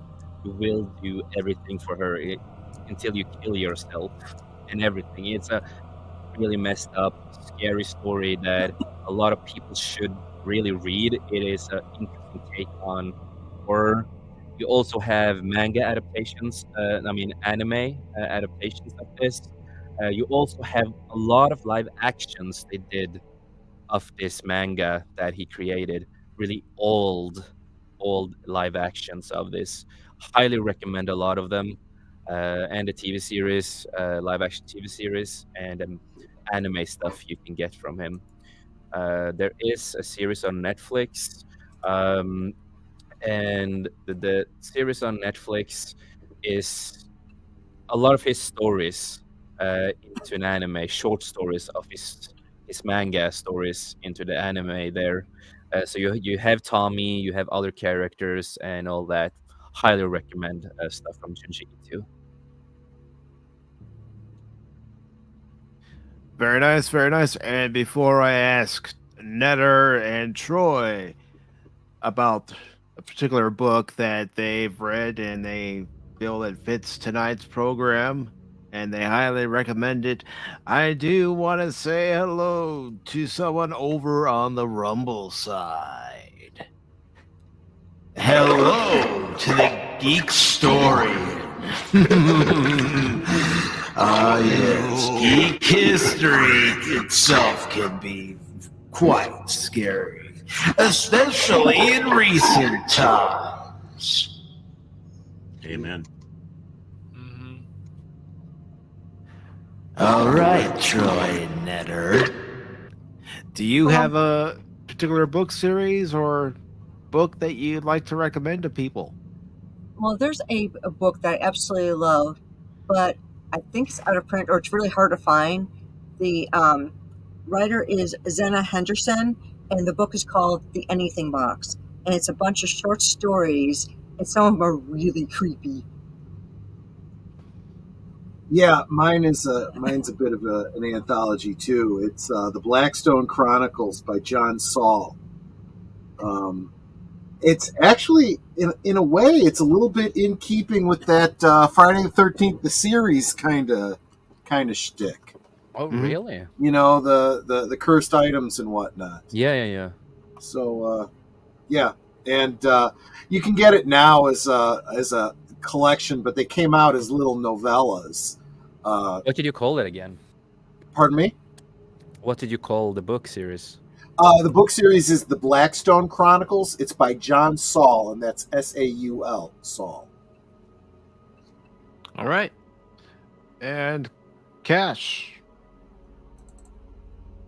I think I had said it before. I think like just growing up, the books that would fit the theme would be Goosebumps, the Goosebumps books. Yeah, He's still The reading. good old Goosebumps. He is reading. Yeah, I'm not. Nice try, Frakentagge. We got to put him back in his cupboard again. He's getting out of control again. It's all the cobwebs in his castle. It's the cobwebs, man. Yeah. We got to tighten those bolts again. I don't know. They came loose. No, the monster he was working on was Phil, and he Oh, let him was- run Yeah. loose one night. No, I told you, man. He's only allowed to be out for 2 hours. Okay. I know, but you know what happened? You know, it was like, you know, we started doing it a little bit. If you're blue and you want to go to it, if you're blue and you want to go where fashion sits, why don't you go? Okay, let me help I'm you. the king. I'm the king. And Lost it. talk. I told you those. If you're blue and you don't know where to go to, why don't you go where fashion sits? Yep. Put on the Ritz. No, in my, Come on, man. but when we get to that, put on the Ritz, it's my monster Phil going, I'm the king and legend of pop talk. Yeah. Yeah, you got to fix those bolts on him. Then you shouldn't be saying I that. know. Maybe you put him on a little too tight. That's right. Yeah, maybe. I don't know. All right. And like I said, I have to disqualify myself because I haven't really read anything that has really grabbed me to where I go, oh, you got to read this. But our next category, really. Hey.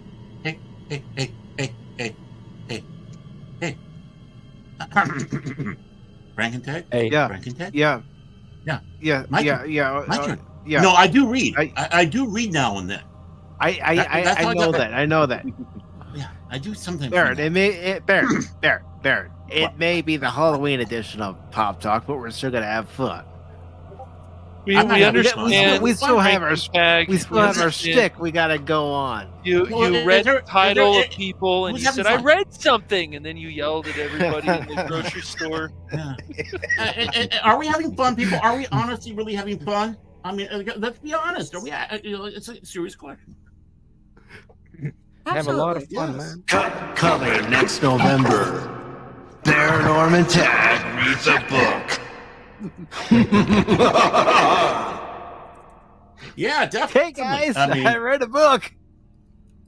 I mean, look at that. The Ultimate Werewolf. Look who they got in there. Harlan Olsen, Craig Shaw Gardner, Philip Jose Farmer, plus others. I mean, how can you go without the Ultimate Frankenstein? Look at that. Kurt Vonnegut Jr. has a story in that one. Oh, and let's look at this one. The Ultimate Dracula with Anne Rice and Philip Jose Farmer. I mean, he looked at the cover and he says, "I'm going to buy it," and he did. And so every day he looks at the cover, he's like, "I should read this, but nah, it's okay." Well, you know, as it goes, I like vampire stories the most. Mm-hmm. I really do, and I've read many of them. Now, I have not read what is it? The one that Stephen King had that they made into Salem Slide. I never read that one, but I have read stuff from Anne Rice's Interview with a Vampire. You know, I've read the I Vampire was another one. Of course, you know, let's throw I Am Legend in there. You know, that was a great story and all that. And I would have to sit back and say, and this is not being trite or anything, the original Bram Stoker's Dracula But what does your cat I read? have read that. Does your cat read with you, though? Does Mouse read with you? Yeah, but his lips move. Right? Yeah. But I'm reading that it's like it's so much different than the movies. Everyone has their concept of what Dracula is, and the movies were actually based off of stage plays, not the book. And Dracula is not really even a character; it's more the background fear that you have there. Mm-hmm. He's you're experiencing everything through the characters, whether it's their journals, letters. That's how they have that all the way across the board. But for Dracula is that thing that's hiding in the shadows through the entire book, and that's something that obviously you don't get with the adaptations today. Oh yeah, and let's not forget the Saint Germain Chronicles by Chelsea Quinn Yarbrough. That's another series I read. Let's take a step back there. But if I challenged my daughter, she was into Twilight,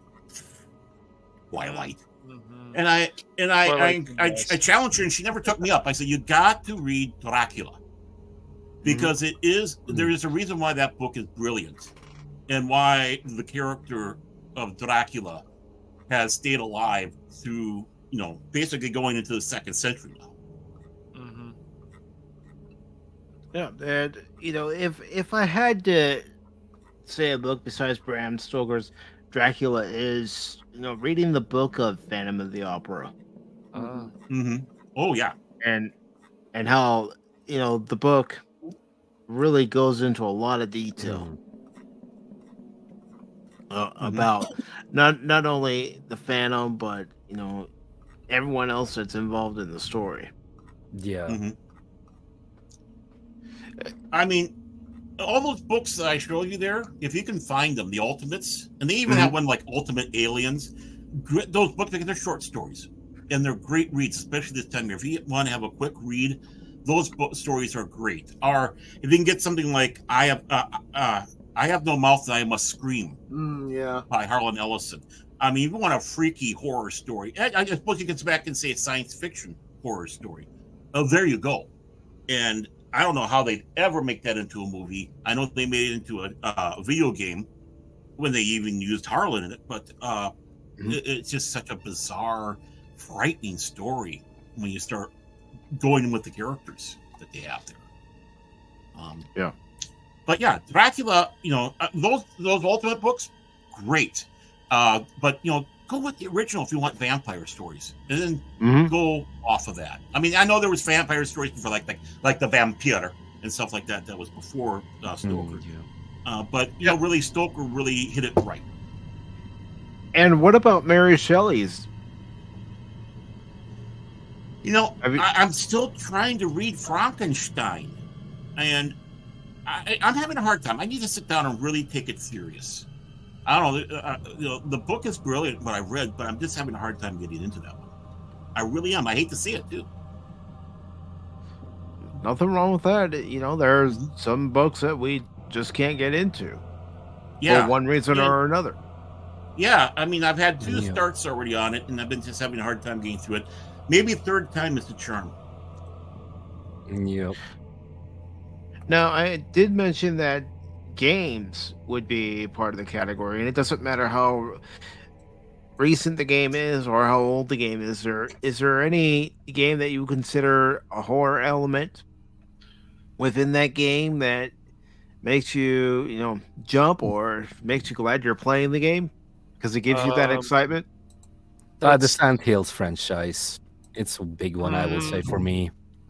The Doom 3, there's actual jump scares in that where the aliens pop in. I can't remember what the creatures are called now. Alien Isolation, of course, that was a more recent one. And then Thief Deadly Shadows has a mental institution that you go through. That's pretty creepy. And you see these things, and they're not showing their face. That definitely had some horror in it. Amnesia is good games. They're fun. Although a lot of people are scared of playing those games, and I just sit there and laugh. But Until Dawn is another game that's considered a horror game too. yeah, that it is. It is a horror game. It's a slasher. It's a slasher game slash, monster horror and all that. I had my gripes with it. I thought it was too much. They should have just focused on the slasher in the first one and made a sequel, and you can focus on a new story with new characters and the monsters. But other than that, it's a really good game, because everything has impact in the story of your choices and everything you do. Really like that concept. Yep. The first Insomnia, I would say that's more psychological horror, but there is a creature that tries to kill you, so stalks you in the game. That's called Phil McCracken. And that is called Phil McCracken. Yeah. Okay. He keeps attacking you. Suspense one that made me, that I really like. What's The Sixth Sense? You did not see any of that coming. Oh yeah. Yeah. Oh yeah. Yep. A lot of psychological horror there, definitely. I mean, to find out, how it is at the end. I don't want to spoil it for anybody who hasn't seen it, but they're like, huh? What? Right? And you're just kind of like, wait, what just happened? And then you kind of go back over things and go, oh, yeah, I see how that happened. I see what happened there. But it's like, yeah, that was the total surprise ending. That's like, oh, that was cool. Yeah. It's been 30 years. People should know by now. Well, I would put Prey in that category too, of like amazing games, but it was creepy to an extent, but it just started going in circles. Though people get mad at me when I did tell them I don't love Prey. What? I mean, you don't love Prey? Come on. The game. Go ahead, Troy. Can you guys? I mean, I've kind of been on a theme. Can you guys guess? Well, if you're old enough to remember, there was a game from, I guess it was back, I want to say 1995, 96. Phantasmagoria 2, A Puzzle of Flesh. Oh, yeah. I remember that game. It was, again, I kind of saw it as like a Hellraiser's kind of analog. And Netter, is there a game that you played that had any horror elements in it? Whether it was, a slasher game or an investigative type game. And I'm sorry, what? Is there a game that you played, a horror game that... My earphones keep cutting out, so I missed the question. Gosh. Horror game. It doesn't matter if it's a slasher, not a slasher. It could be one where you're playing as a character who's investigating and things start popping up as you go along. What was that one that we played, honey? It was, we were stuck in a house and The Seventh Guest. Yes. Oh, yeah. That was a good one too. The follow up on that was really good too. The 11th Hour. Right, I remember that. I'm trying to think if there was any other ones that we had done like that. No, I didn't even think about that one. That's a great one. Some of the guests was really good. Super I've heard creepy. of that one. Yeah. And my headset's cutting out every once in a while, so it's like I don't always catch everything, so I have to look at my husband for clues. Not a problem. Not a problem. Is that the wisest thing to do? Well, sometimes it's necessary. Yeah. And hello, Bush McFadden. Who's scarier, you or Jonathan Frakes as Commander Riker?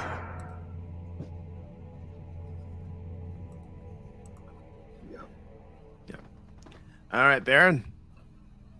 I come for games. Okay. Well, I mean, there's a lot of great horror games. Some I played, some I haven't. Like We Happy Few, which is kind of a psychological.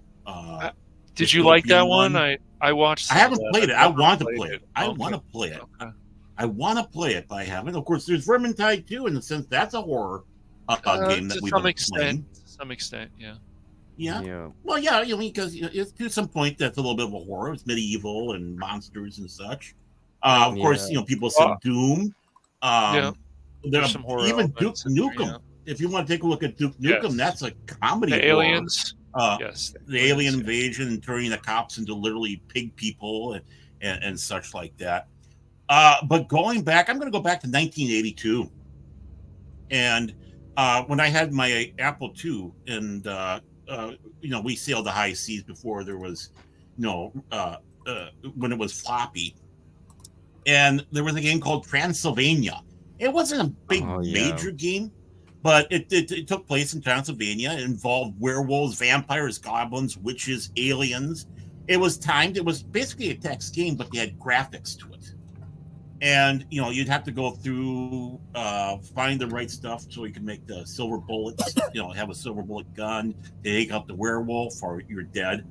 And it was very simple, but it was a fun game to play. And and of course, again, someone who likes that type of genre, the older genre of gothic type horror. That was just that was a fun game. That's a fun game. I don't even know if I have that anymore on disc that I could put on the Apple II. But it's there was also there was also horror elements in BioShock. If anyone had played those games, yeah. And I will also say that for me also is that I used to play a lot of indie horror games back in the day, and I still do. And a lot of those games are based on, as I mentioned earlier, creepypasta. Like you have the Siren Head games, the Slenderman games, and so on, with so many stories. So for me, a lot of those games are my childhood, and you never needed to pay for a lot of this stuff back in the day because it was all indie games. But the story was interesting, and the stuff you had to do was interesting, and you always had to be careful and not get killed, and try not to be scared and all that kind of stuff. One of my favorites will always be, I think it is Slenderman: The Arrival. I think it might have been one of my favorite horror indie games that was created because it actually had a story and background story to the character you are, and was just so much in it. I remember one of my friends, he hates horror, so he was so scared of trying to play the game when we had a game night together, me and some other friends. So he had to drink alcohol while he was playing the game. And when a jump scare happened, he got so scared that he almost ruined the fucking keyboard to our friend. He got so scared. So it was like, of the jump scare. But yeah, it's a lot of good indie horror games out there that are based on creepypasta and other stuff that I would really recommend.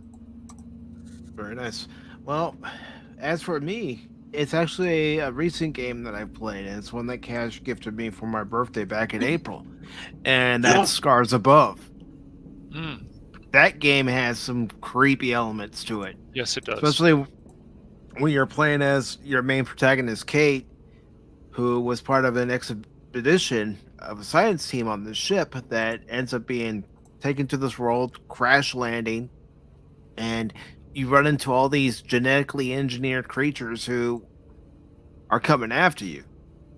And there are some creatures, especially when one of them's inhabiting the body of the commander of your expedition, who you have to fight, and man, just the way the creature looks, it's like, oh shit.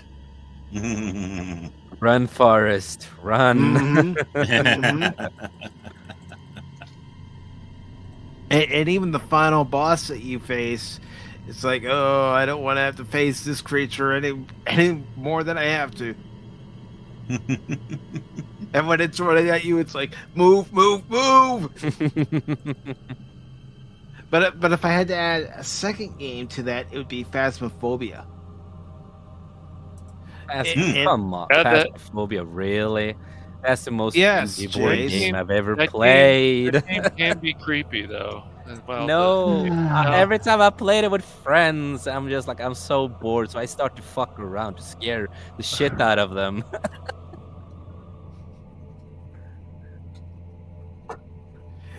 And I'm gonna leave this last category up to one of you. Doc Pop just broke Jace. That's awesome. All right, continue. Great. Yeah, because I hate that game with a big passion, dude. But it's fine. I understand why people like it, and it is fun to play with friends and stuff. I do understand it. I just think the game is such a retarded, boring game. You hate everything. You just hate everything. Eh, You like Mikey. You're Mikey.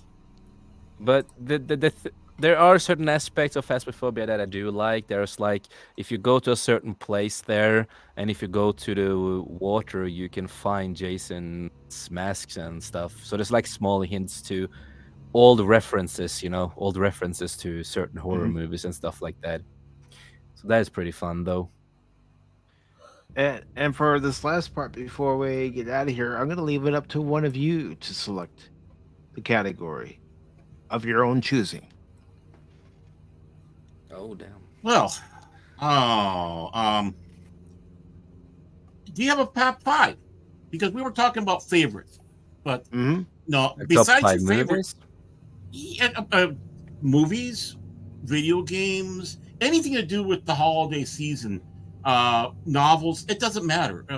You get kind of a top 5. You can mix match, just keep it in one category. But what are the things that helps get you into the spooky season? And I'm being kind. I'm just going to go with 5. Maybe stuff that you want people to see. Well, that people don't know about. Rocky Horror. Yeah. Yes, Rocky Horror. Still, that's a cult classic. Somebody mentioned the Great Pumpkin earlier on. I'd say that one too. Sweeney Todd. Ooh, yeah, that's good. Actually, now with YouTube, there's plenty of stuff. Well, what about Edward Scissorhands? There we go. There we go. I was thinking that one. So I'll give it a top 5 right here. I'm going to start off American Werewolf in London. I'm going to keep mine 2 films. And maybe I'll throw 1 TV series in there. I'm going to go with, of course, American Werewolf in London. Great film, scary, gore, funny, suspenseful, everything that you could ask for. I'm going to go with Kolchak, The Night Stalker. And of course, they did do a TV movie.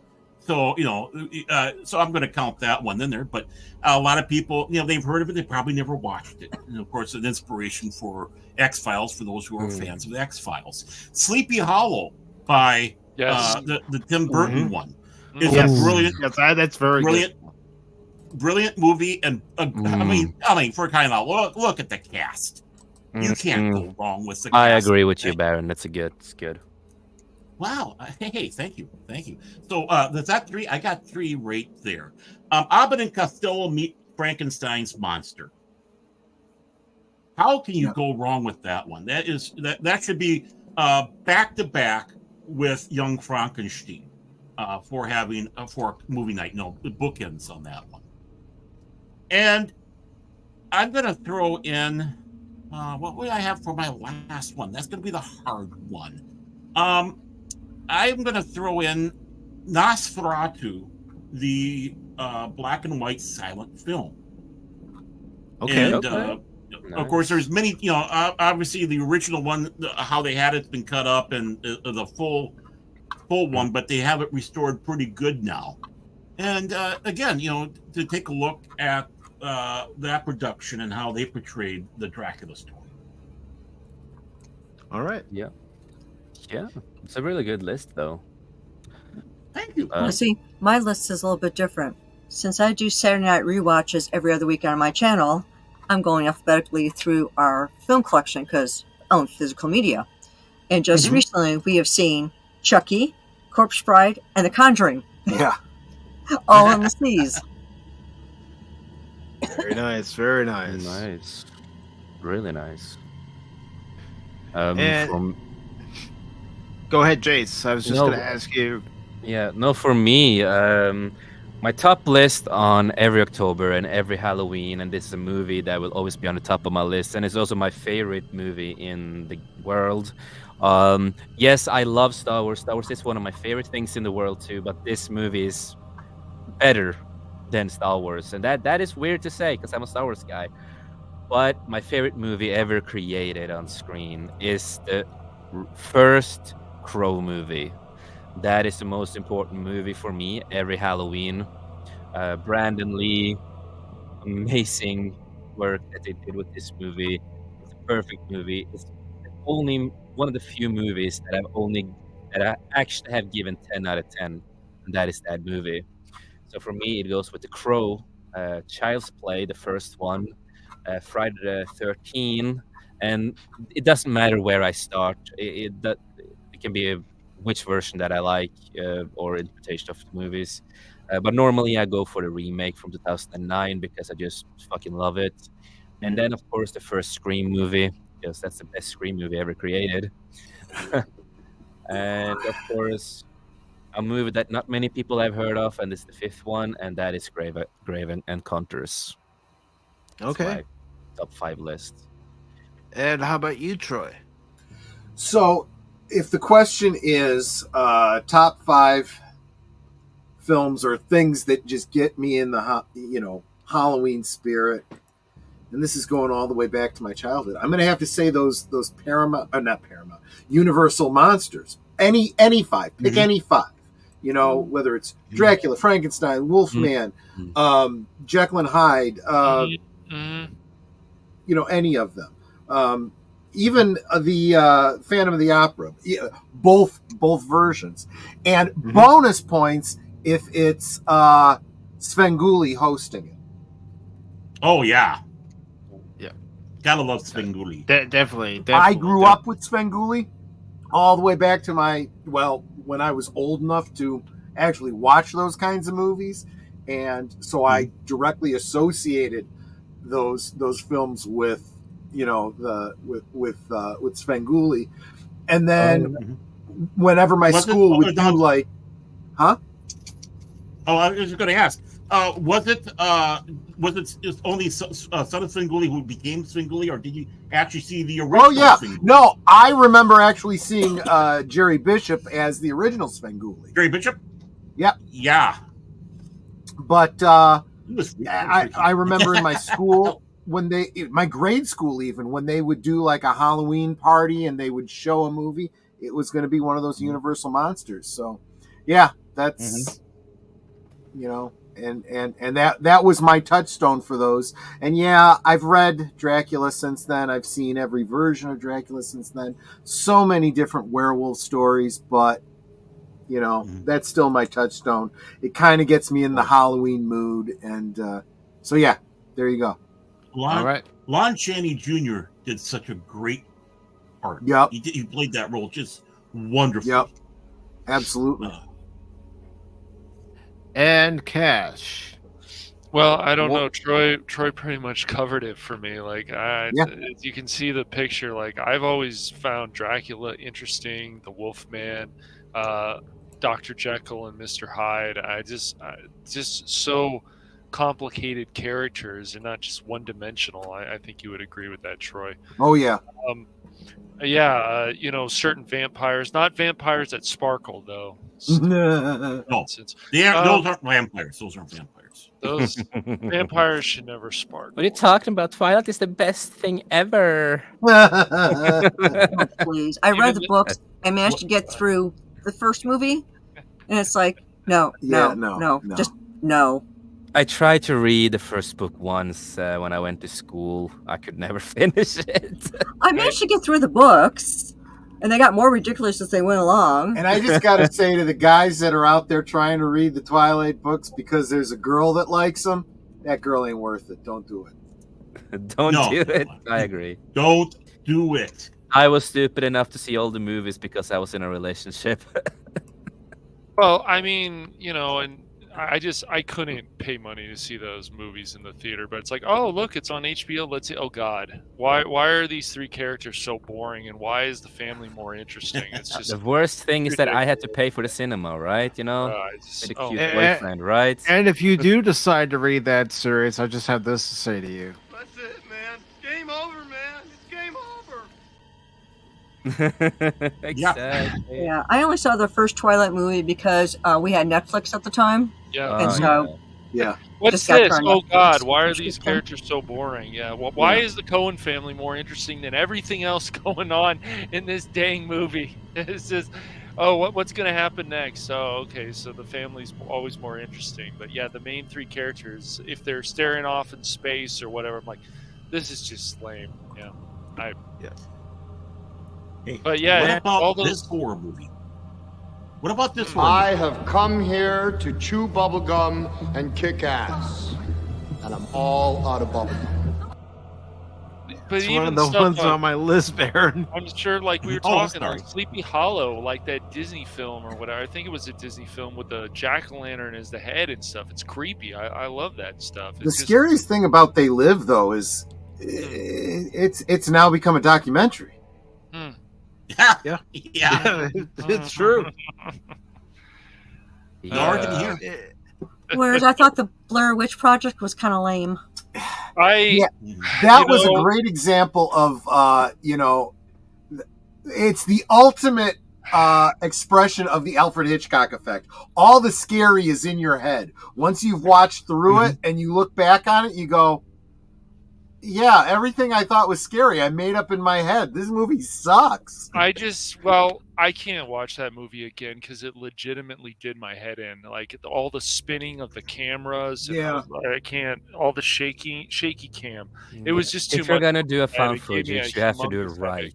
You really have to do it right. The best thing that they did was the viral marketing that they did for it, where they had you thinking it was like a real urban legend type of thing. Yeah, that's true. And then all the stuff about the second movie and all the lore and everything that you kind of needed to be online to pick up. That was pretty cool. That was clever marketing. Yeah. But the movies themselves don't hold up. Yeah. Well, brilliant, brilliant I feel weak for saying this, Troy, but like that movie, the first Blair Witch Project, gave me motion sickness. It gave a lot of people motion sickness. I heard actually. It wasn't just me. It's like, it's just me. Nope. A lot of people got. Don't feel bad about that at all, because films like that can do that to a person. It's true. It's true. Except Chase. Right. Exactly. He just looks at it and goes, "Oh, it didn't make my head spin." And then he spins around later. My head's already spinning. He's outside, then he spins. Hey, when you've done so much drugs as me through the years, man, it's just natural. Well, he takes a rock. Say anything, but yeah, right. He takes a rock. He just slaps it on his wrist or something. He hits it. I didn't feel that. He hits it very hard. Exactly. Exactly. Oh, does anybody have Ernest Scared Silly on here? Oh my. Ernest Scared Stupid. Yeah. Oh, stupid. That's what it was. Sorry. I'm sorry. Well, remember they Peter brought back Jim Varney. How you doing, Vern? Vern.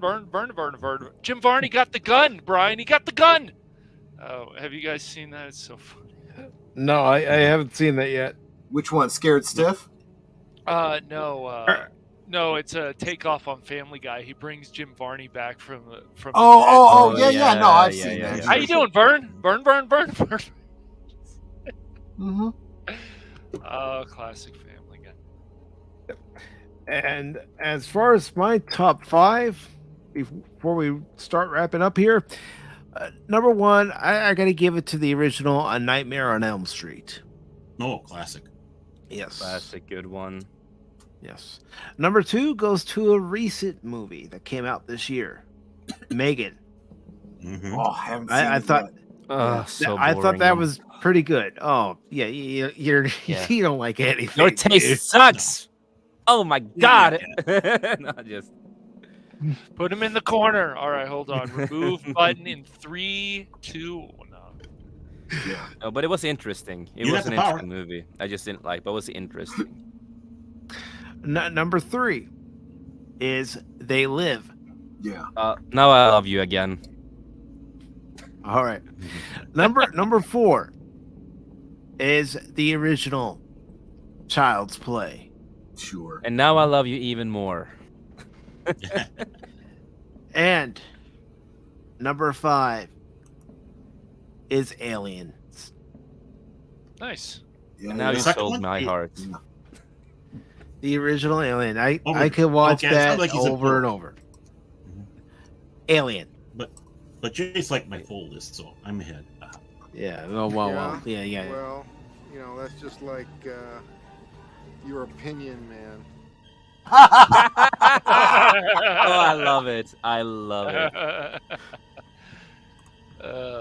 We had to use it. So, as we wrap up here, and before I read the latest episode of Beverly Hills 414 from T-Gap Steve, I do want to acknowledge Mr. Anonymous. Hello, Anonymous. Do do do do do. Anonymous. Do do do do. Anonymous. Do do do do do. Do do do do do do do do do. What the hell was that? Aye. All right, Troy and Netter, I know you both have a stream coming up with deleted scenes. Yep.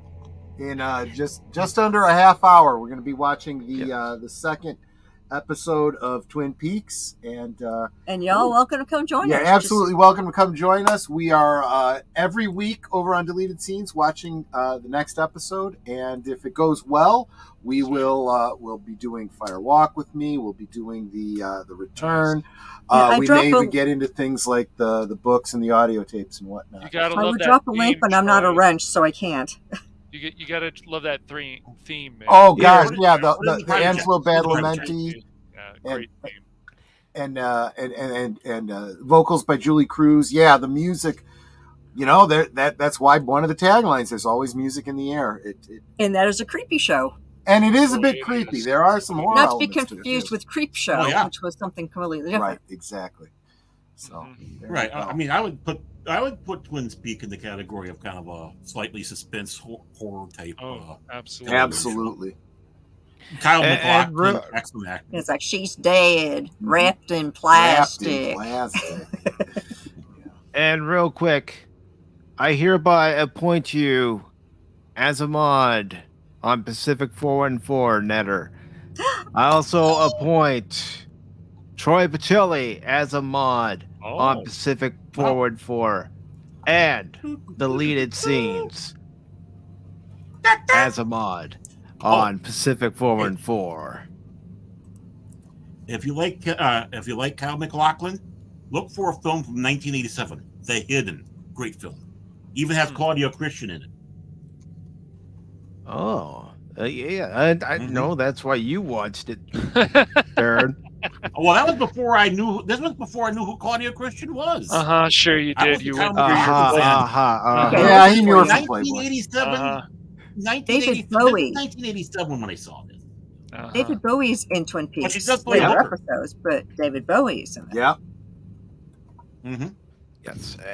And is there anything else you would like to promote? Every Friday, I got Last Call with Troy Pacelli on my channel. Don't really have a specific topic. It's probably going to be a Friday night free for all this week. Next week, we will be doing a watch party of the Thank the Maker fan edit of the Star Wars Holiday Special. Oh boy. Ooh, nice. With special guest Michael French of Retro Blast. And for me, Very cool. every Thursday, I have Netter's Network Thursday Things, Right. where I invite people on to be a guest and talk about them and their shows. So, of course, Nice. Pacific 414, I got to get you on as a guest sometime. Absolutely. All right. Let's make it happen. Yeah, Okay, I would, awesome. Make it so. yeah, I know Baron's been on that show. I'd love to be on that show too, Netter, sometime. Thank you. There you go. Oh, you know what? And you jumped on me for doing the same thing when you first invited people. That's right. I did that because you did it, Baron. It's all your fault. Hey, she asked. You did. I did. Then I screwed up the first one. You did. Yeah. I know. You locked I'm a yourself in moron. that closet again, man. You gotta be careful. Mhm. Well, the first But time, don't worry, I came it out of the wasn't closet. through any fault of your own. But No. then you came on 3 weeks later, so you were Yeah. good. Yes, I'm Yeah, actually mhm. looking at my list to see when you were on. Yeah. personal life, hate it. Well, Pacific 414, my next opening is December 7th. You up for it? I'm up for it. There we Okay. go. It's Nice. a Thursday. So it'd be 9 Central, 10 Eastern. Got it. Awesome. Okay. I'll be there. Wait a moment.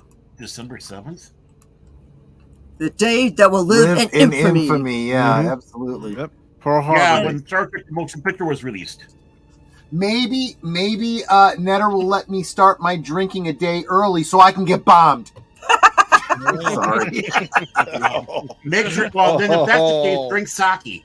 You got to drink. There we sake. go. It'll be sake. Right? Oh, he's gotten bombed. I on know. sake, We're gonna get all right. canceled now. We're getting canceled. When he turned 21, I got him drunk on sake. So yes, it's the first she time he got did. drunk. That was the first time I ever got drunk, and boy, did I get drunk. Damn. All right.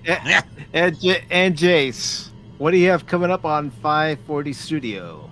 Well, we are gonna stream tonight our normal The Beyond show. We're gonna talk about certain topics, and also gonna talk about, our good friend Chuck Dixon. He's finally getting one of his books into a movie with David Ayer, Jason Statham, and Sylvester Stallone writing the script. Ooh, So that is nice. going to be an amazing experience. I am excited for that. So it is the normal The Beyond show tonight and on Thursday. And I'm also working on a music video that I hope that will come out soon with the band that I'm making it for. And yeah, just working on a lot of different stuff. So you can find me over with my crew on 540 Studio. And, it'll be fun to see all of you guys. All right. I gotta stay over there more often. Cash and Baron. Whoever decides to go first. Go ahead, I'm just Baron. gonna say, I'm just chilling with you guys here. Just still waiting for personal stuff to get taken care of here on my side, with the long suffering and all that. Who's literally long suffering right now. So we'll have to. So other than that, I'm just hanging with you guys, and I'm waiting for word back from 24/7 Fusion Media about the Primetime Kings of live stream, so we can go out there and blow that shit up. So that's actually pretty good. And Cash, what do you have coming up? Well, I'm going to be playing some more Ratchet and Clank Rift Apart this week, and then on Friday at 6 p.m. Pacific Standard Time, Mike will be there, and Baron will be there, and maybe Paul and whatever. We'll be playing Broforce. Broforce. That, and then I'm still working on some videos, but that's on my own channel. And then if I'm not there, I'm on Pop Talk, and if I'm not there, then I'll be on 540s. All right. And coming up here on Pacific 414, well, tomorrow will be our standard edition of Pacific 414 Pop Talk. We have several topics to talk about, and some we'll talk about only on the Rumble side. But it will all begin at 6 p.m. Eastern tomorrow. Then at 6 p.m. Eastern on Thursday, Cash and I will continue with River City Girls and part 5 of our gameplay. And then, of course, Sunday, Jace will be back with us for Pop Talk, and nice. The show will be all about him. We'll be asking him about his channel and how it began, and what is all about journey the as a filthy YouTuber Norwegian like. All about the we're filthy talking about Norwegian. his favorite. Yeah, we're talking about his favorite subject, him. How he's not scared by anything. It's all about me, It's all about me. Woo. And then next Wednesday, we'll be joined by Apion. Nice. Hey, cool. Very nice. Oh, quick. Master Paul's list of series films: Rubber, Caddyshack 2, any stream with Phil McCracken in it. Oh. And I do want to, before I read T-Gap Steve's latest episode of Beverly Hills 414, I do want to thank Jace, Netter, and Troy for joining us this evening. I greatly appreciate it. Yeah, thank you for the invite, brother. Not a problem. And Troy and Netter, I know you have to get over to deleted scenes, and I don't want to delay you too long. But again, thank you very much for accepting the invitation. And it's been fun. Thank you. Thanks for I'm having looking us. forward say hi to to deleted scenes. Yeah, please do. And I'm looking forward to talking with you, Netter, on December 7th. Yep, Thursday things. Very In fact, anyone right. is interested in growing their channel a little bit, because you always get a couple of subs when you come onto my channel for Thursday things. Yep. Drop me a DM on Twitter. Tell me you'd like to be a guest on Thursday things. I'd love to have you. I only got 2 requirements. You have a YouTube channel you're trying to grow, and it's your own content. Well, it should be your own content. No, I've had people. Would be surprised. Yeah, Really? I had someone. Yeah. I had one guy who wanted to be a guest. Everything on his channel were things he took from other people that he just liked. It's like, this isn't your content, That's dude. not a There's a channel. lot of people out there that does that. Yeah, it's like, no, I'm sorry, I can't use you as a guest. You're not growing your channel. You're talking about other people's stuff, which is nice for That's them. a big problem. TikTok. Many does that on TikTok. Too. Yes. Steals content. so right. That's aggravating. Yeah, so I had to actually specify, you have your own YouTube channel with your own content. Exactly. So if anyone is interested, like I said, drop me a DM on Twitter. It's Netters Network without the apostrophe and the space between Netters and Network. Yep.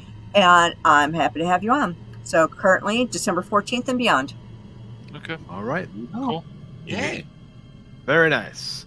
And now, our latest episode of Beverly Hills 414. On a very special Beverly Hills 414. Mike was thirsty and not in the housewife way when he found an old dusty soda machine. He couldn't read the labels. They were either faded or something. Could have been in Sanskrit for all he knew. Feeding some change into the slot. It didn't take bills or cards. He took his chances on guessing which would not be diamond. It was wet and didn't taste bad. Well worth the 35 cents. He got halfway down the hall before his stomach rumbled angrily.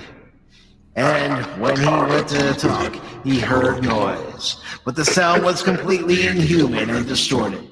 Definitely a Japanese soda. Had to be. Crypto awoke after sundown. He had vastly overslept. He ran to the bathroom to try and clean up, only to realize that he didn't see himself in the mirror. Must be defective. He did his best and ran. Breaking it down the street, he saw the delivery driver who owed him $5, and he ran over. $5 to stop. Were the words that came out of his mouth, despite what his brain was trying to say. The man was a little confused, I would be too, and backed away as Crypto heard a voice behind him. All right, now it's time for you to pay. As he looked, Crypto saw the one thing and only Count Chocula. Saw the one and only Count Chocula standing there. Oh, come on, just throw some milk at him. It'll be fine. And without a further word, it was on. Baron was in the lab cooking a steak on the slab, cursing himself for skipping dinner and wishing that he still had the lightning gun to cook his steak more evenly. The window blew in with a bang. Shutting the window, Baron shuddered and ran back over to see a white-faced man in mime makeup standing there biting a chunk out of his steak. Hey, Baron said. The man replied, is for horses. Suddenly, I heard a tapping, as if someone gently rapping at my chamber door. Baron may not have his lightning gun, but he wasn't defenseless, throwing a breaker at the mine. As he looked, the painted man in black just grinned and watched the liquid burn along his skin, which healed almost immediately. Not so much his clothes. Well, this is one hell of a hello, father. Baron's heart leapt to his throat. No, Jace, you died. You can't be here. As Jace leapt forward to grab Baron by the beard. Oh, can't I? The Norwegian internet isn't that bad. What is happening to Mike with the strange soda? Can Crypto beat off the Choco Vampire? Will Baron wind up with a BDSM fetish and wearing face paint? Stay tuned and find out. Oh my. Wow. Oh my. I'm excited for next episode. Oh, that'll be tomorrow. Oh man. But thank you one and all for being here again. Thank you, Netter and Troy. Thank you, Jace. Looking forward to Sunday, brother. And until tomorrow at 6 p.m. Eastern, for Baron and Cash, this has been Mike. Always remember, I'm not just a baseball guy. I'm an all-around guy. Or tonight, I'm a frightening guy.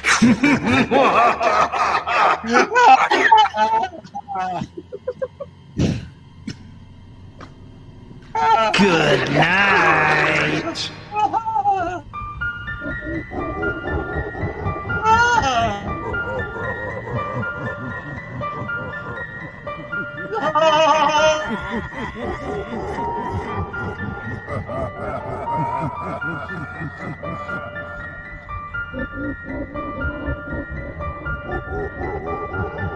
Like